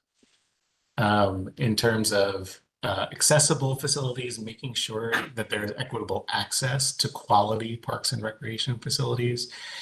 Improving users' awareness by being able to quickly find parks and recreation facilities and programs. And then safety, continuing to enhance safety and security. In terms of engaging experiences, the plan really seeks to ensure equitable access to quality recreational experiences, and then ensuring that staff capabilities match park and recreation needs. And then finally, with enhanced spaces, really seeking to elevate the design of park facilities, better leverage recreation facility resources to enhance recreation programming, and to protect and enhance natural, historic, and cultural resources in parks and at recreation facilities. We know that this is going to require more robust funding in terms of our peer benchmarking analysis, looking at other cities. Cleveland is lagging behind peer cities in how much it invests in its parks and recreation. And now that there is a parks and recreation department, the funding will be a little bit clearer. We looked at various funding and revenue strategies based on their feasibility for implementation and also their revenue generation potential. So the strategies that are kind of in the upper left-hand corner of the chart are the primary funding sources, the ones that have the highest feasibility and revenue generation potential. We really think that the best case funding scenario for parks is a parks levy. That doesn't mean that those other funding sources aren't relevant. They are, but really the only funding source that has the ability to match the level of need is a parks levy. So that would be a real estate tax dedicated to parks and recreation that's separate from the general fund. And this is part of how Cleveland Metro Parks receives a large portion of its funding. So there is precedent for this in Cleveland. With the plan completed in December, we don't think the levy is something that happens overnight. The Recreation Department, Parks and Recreation Department needs to get its affairs in order and reconcile staff and budget. And over the next few years, it really needs to demonstrate its effectiveness in improving level of service and meeting expectations. Then we think that it may be possible to campaign for a levy potentially in 2028.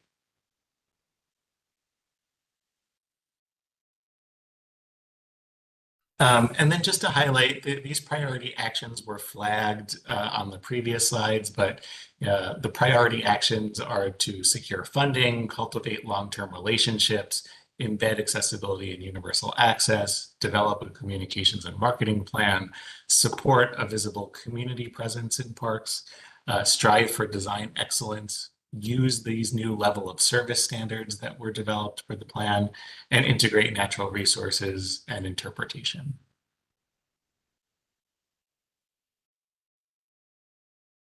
And that is the end of our quick overview of the plan. So what I have here is the executive summary that we just kind of went through quickly, but this is the full plan here. You can see it's about 360 pages. So this is the full plan.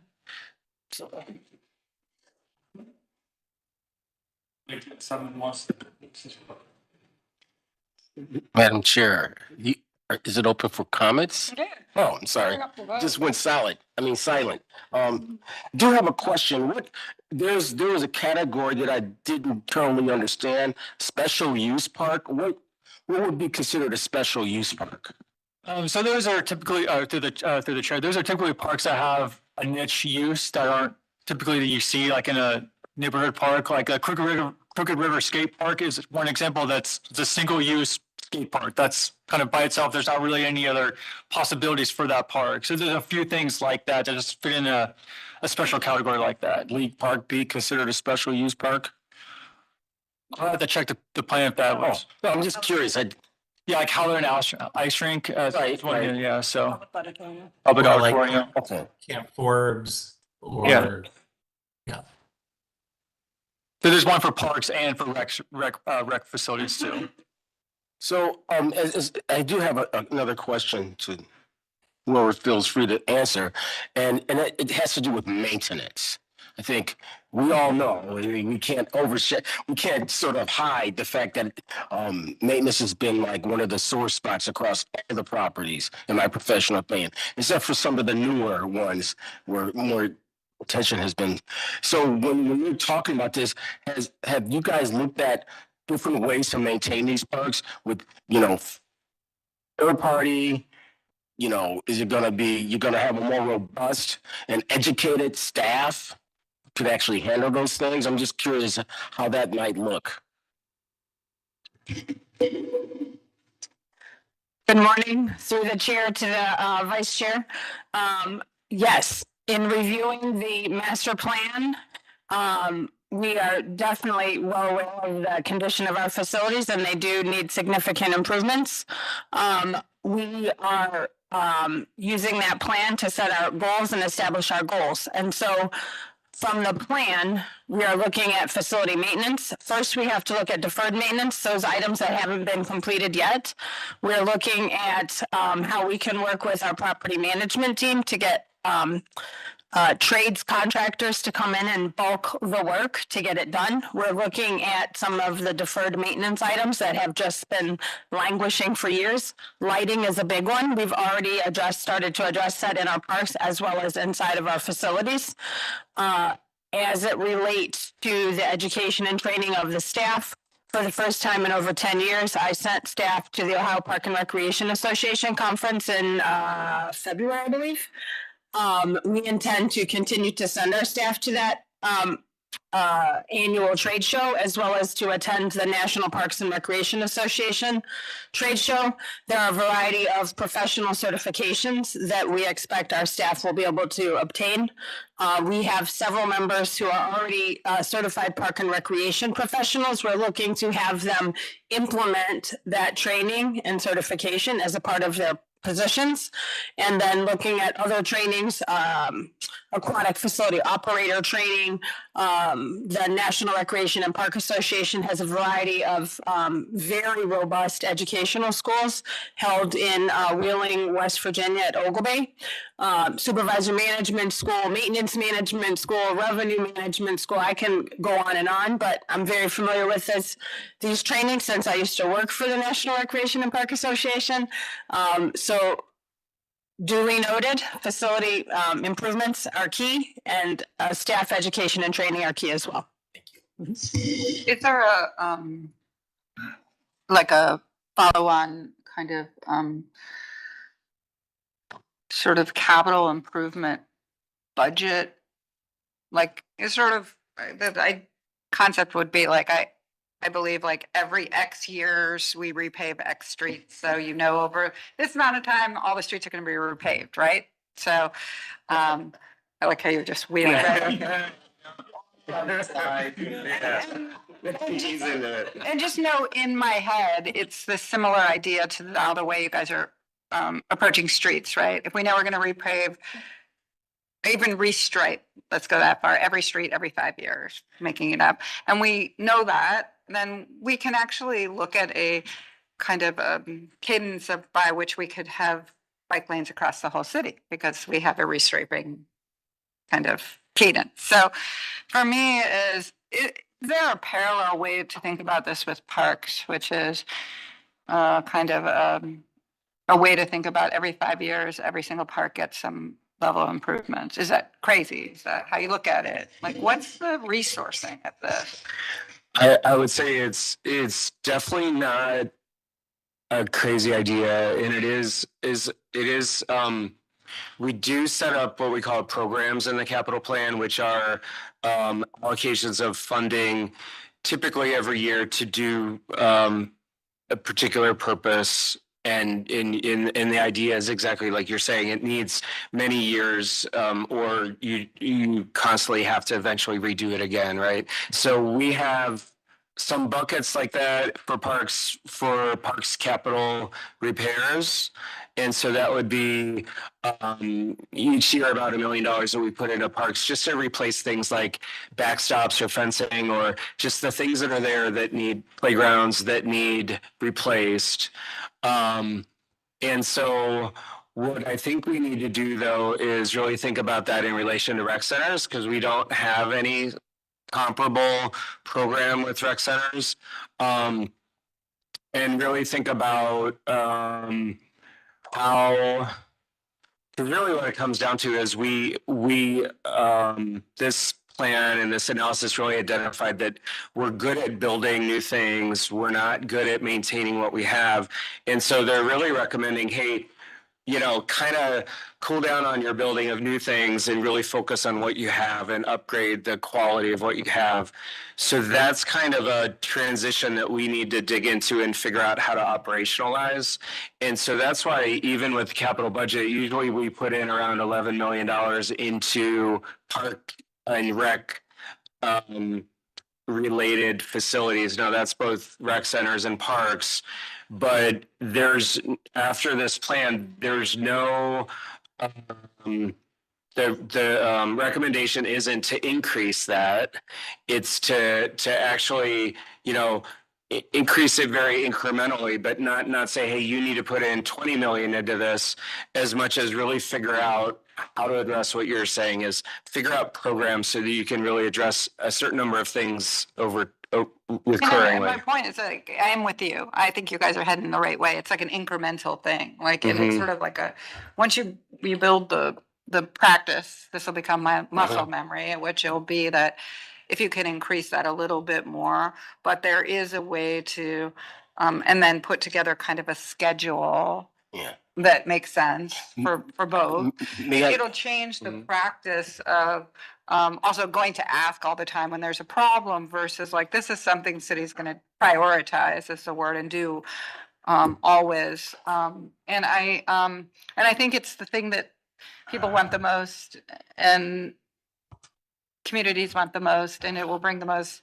happiness and joy to people. And so from a resource point of view, I think putting that forward could be one of the an interesting outcome of this. Madam Chair, I'd just like to just echo what Madam Chair said. I think what she's talking about, and what I believe we're talking about, is a capital needs assessment. In other words, I love spreadsheets, nothing better, right? But you create, like, you figure out the useful life of a boiler or a mechanical unit or whatever that is, right? And you allocate every year by property what needs to happen, so it's like an alarm goes off, right?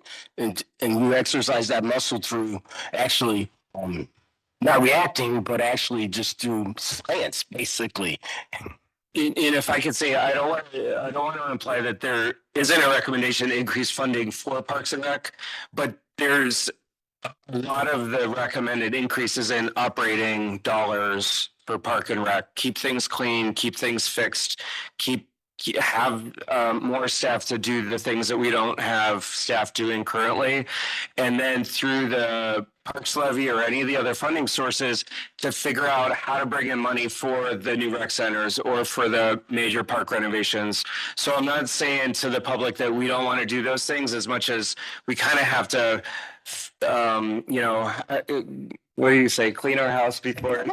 One of the lines that I've been saying is we want to expand programs and services, market our programs and services. But I always say we have to clean our house before we invite our friends over. And so addressing the deferred maintenance is key. And then also looking at future projects and how we can develop that list, just as you're suggesting. We need to understand with our projects the useful life of our amenities. We also need to understand how long before things are going to break. And so I think my colleagues would say, when I'm in meetings, I often say, well, what's the useful life? Well, when was this installed? Because we have to understand when something went in. As we address future projects and future improvements, for example, Sterling Neighborhood Center is being rebuilt right now.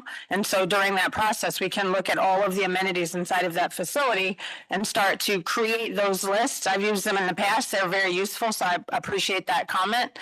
And then I would just finish up by saying there are some new projects that are coming down the pike. And that's just because they were already in the works and have been in the works. But as we look at those new projects, we have always said we need to make sure we can maintain what is being built. And so as we take on new, we have to make sure we have an operations plan, a maintenance plan, and we can be good stewards of our resources. We have two hands raised. I saw Andrew Sargent and then Erica Anthony. Madam Chair. Okay, go ahead, Drew. You first. Well, Erica was first, so I'll give her if she wants to go first. Erica, you get to go first. So kind, Madam Chair, to the folks at the city. One, thank you so much for the update. Two comments, I guess, related, not directly related to the most recent conversation, but just thinking about other ways to bring community in. So the first suggestion or comment is around thinking about our returning citizen population, and if there's a way to work with local nonprofits that have workforce development programs for individuals that may be seeking employment in these areas, kind of like an apprenticeship. I'll put one organization in the chat, Evelyn, if you don't mind sharing this with the folks that are there physically in the room, but just thinking about a potential pipeline that could provide enhanced capacity in addition to the staff, and also just a great workforce opportunity for those that are returning from incarceration. And then related, I guess, thinking about on a broader scale as it relates to community stewards. And again, all in the spirit of enhancing the capacity of the city workers, but also having that direct connection and really agency and buy-in, right, to the local green spaces and rec centers that folks have in their community. And it could be built up as a, sort of steward program where credits are created and there's some sort of like celebration of appreciation for if you give 100 hours in a calendar year, there's some type of celebration to appreciate the residents for their contributions. It's a good idea. Andrew? If there was no other comment, I have just a couple things for the city to kind of consider. I think with kind of respect to the kind of strata of different parks, neighborhood, community, all that kind of that that that that kind of sort of categorizing. I want to understand kind of the the way in which that kind of the improvements to these spaces will be done within staff. I understand there's a lot of conversation about getting the staff to be better trained and better aligned to kind of tackle this work, but I also think there's a conversation to be had when like outside services are necessary for different types of parks and whether that's a scale thing. So for instance, like, you know, we're talking about our lakefront pretty comprehensively and the city goes out of town for that kind of stuff. And we saw Voinovich kind of the improvements to that was handled internally. Like what is the kind of rubric for when the city is going to go out of office or out of the city hall to kind of understand how a park is going to be kind of improved? Is that a scale thing? And also, if it is a scale thing or a neighborhood thing, I think there should be like a level of understanding of when those kind of, I want to say advanced design services, because I don't want to belittle city staff, but like when those design services that are outside of city hall can be used in areas that maybe don't have that level of park design, right? So like we're not necessarily only getting advanced design services or you know higher design services for the lakefronts and the downtown parks. Those things are being allocated to neighborhood parks as well. This is maybe something for the planning staff and MoCap and the new park staff to kind of consider. We have the TDM strategy, which again gives you know, new developers kind of a way to reduce parking count based on their incorporation of green space. Potentially there's an amendment to that to where that, again, thinking that we don't necessarily need new green space all the time. Potentially there's a fee in lieu that they can pay to advance green space in their neighborhood. So that again, if they can't incorporate green space on their site, could they, you know, give whatever, you know, money they were going to pay to make a green space on their site and improve a neighborhood park directly adjacent that would benefit the residents of their development. And lastly, I think, you know, just kind of consideration of the work that we're currently doing with Western Reserve Land Conservancy, like, you know, in kind of, again, the maintenance and improvement of existing parks, but maybe the establishment of new parks.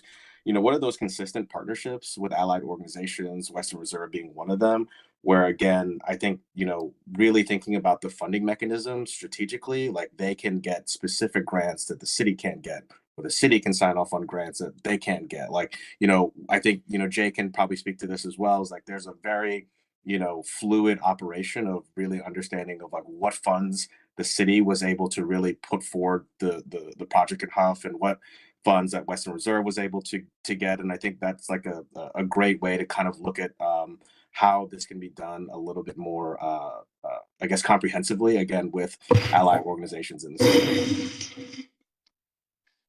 So, Madam Chair, I'll just kind of build off what Andrew was saying there. So we heard a lot through the plan that a lot of people want to help out with the park system, from residents to neighborhood groups, all the way to big organizations like Western Reserve. So this plan builds a mechanism and avenues for them to engage with the city through official channels to help park system provide more for the residents. So it's exactly what Drew was saying, that people are eager to help, and this plan allows them to help in a very organized fashion. So we hope that it helps improve the system overall. I'll maybe wrap us up and maybe don't react to some of this because it's kind of approaching a third rail. But I appreciate what it's. I am inclined to agree with the recommendation to end the lease at the Corey Rec Center. It's the basement of a church, former synagogue. I like it's a great example of how we have facilities kind of, I think, in name, but not really at the standard that we'd expect. I think there's a couple others just on Hamilton, you know, and I think we need to have some real conversations about right sizing some of those larger facilities and understanding that there's a density in parts of town that we can leverage to provide same or better level of service. we're going through some tough conversations right now around schools. And if you guys haven't been involved in those right now, we basically have half of the student population we did, and it's very clear we need to close schools. And a jarring statistic is that basically 100% of students in K-8 in the Northeast part of the district attending in a newly renovated building, and collectively they're at like 60% capacity. So if you kind of follow the dots, having to close buildings, logically you could be talking about ones that the public sector spent a lot of money to reconstruct. And I'm bringing it up here because I'm not offering up something alternative to our equity focus, but I worry sometimes that we end up doing geographical equity and not personal individual level equity.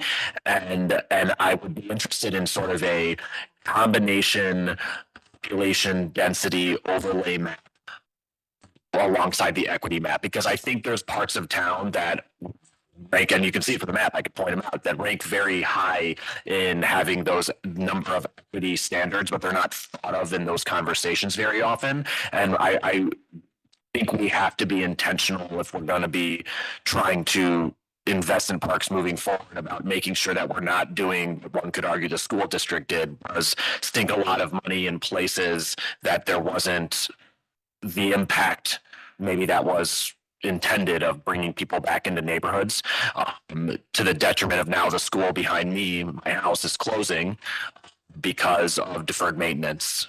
So I bring it just as it's something, it's not in here and I'm not offering a solution. And like I said, it's a touchy subject, but there's, I think, parts of town that people, especially like the Midwest side, which is the most densely populated part of the entire city, that I think is lacking in good parks. And I want to make sure places like that are brought into the conversation, because there's a lot of needs to be met there and a lot of people's lives to impact. And there's parts of town that are not in that same condition. So it's I think everyone understands where I'm going, but I think that overlay map of sort of equity factors and population density would also be a great guiding point. And like, here's a lot of people that benefit from this in the near term. So. Okay, so I think we're here to adopt, if we would like the plan.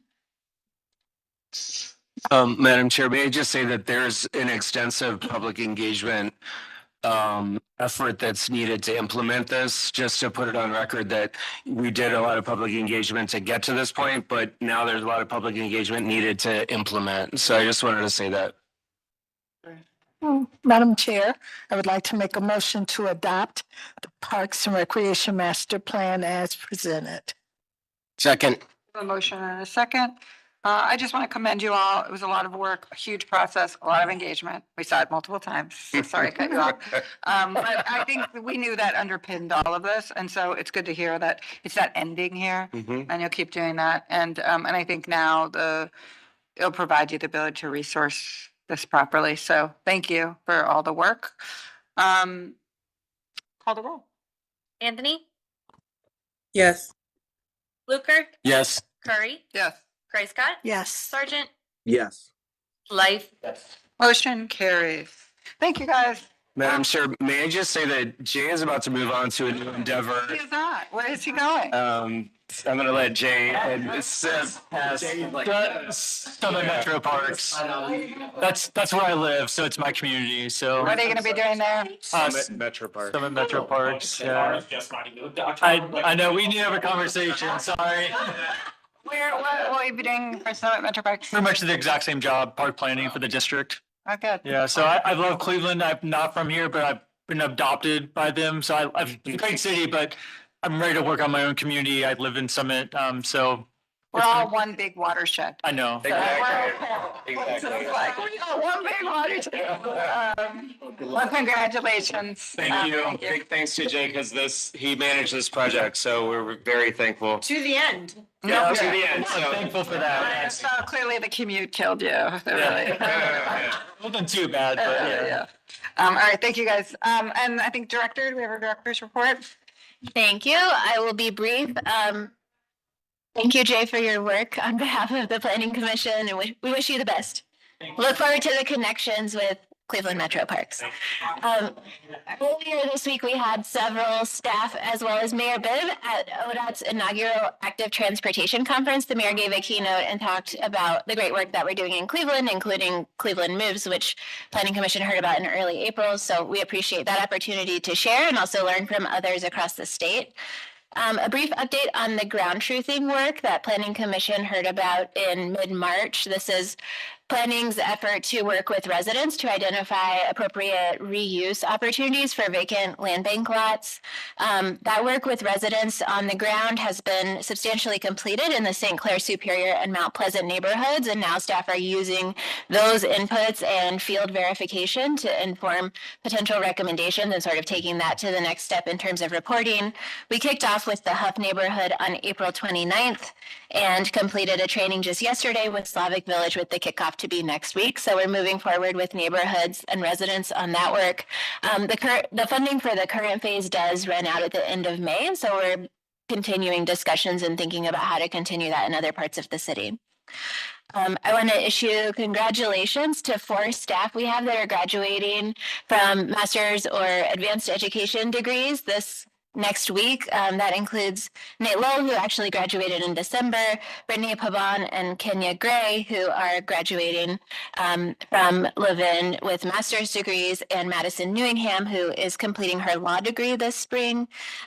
Specific attention to Kenya and Brittany, who will be presenting on Monday afternoon their capstone presentation for the city of Bedford. So we love to see that development of staff. And are so glad that the skills are growing and that educational attainment is being, achieved in this graduation season. So thanks to all of you on staff for your work and pursuing that in conjunction with what we know are very busy day jobs. 2 very quick administrative things. We're in the final stage of our office renovation finally. So carpet has been replaced in everywhere but the main lobby and some of our conference rooms and meeting areas. So that'll be kicking off next week, hopefully to be concluded quickly. And our Assistant Director Fields and I did complete interviews of potential commission members. And so we'll be advancing recommendations to the mayor's office very shortly to have a full list of commission members. And that's it for today. I know May 16th is our last planning commission before council goes on summer recess. So we might expect a little bit more legislative listings on that agenda coming up. And that's all I've got.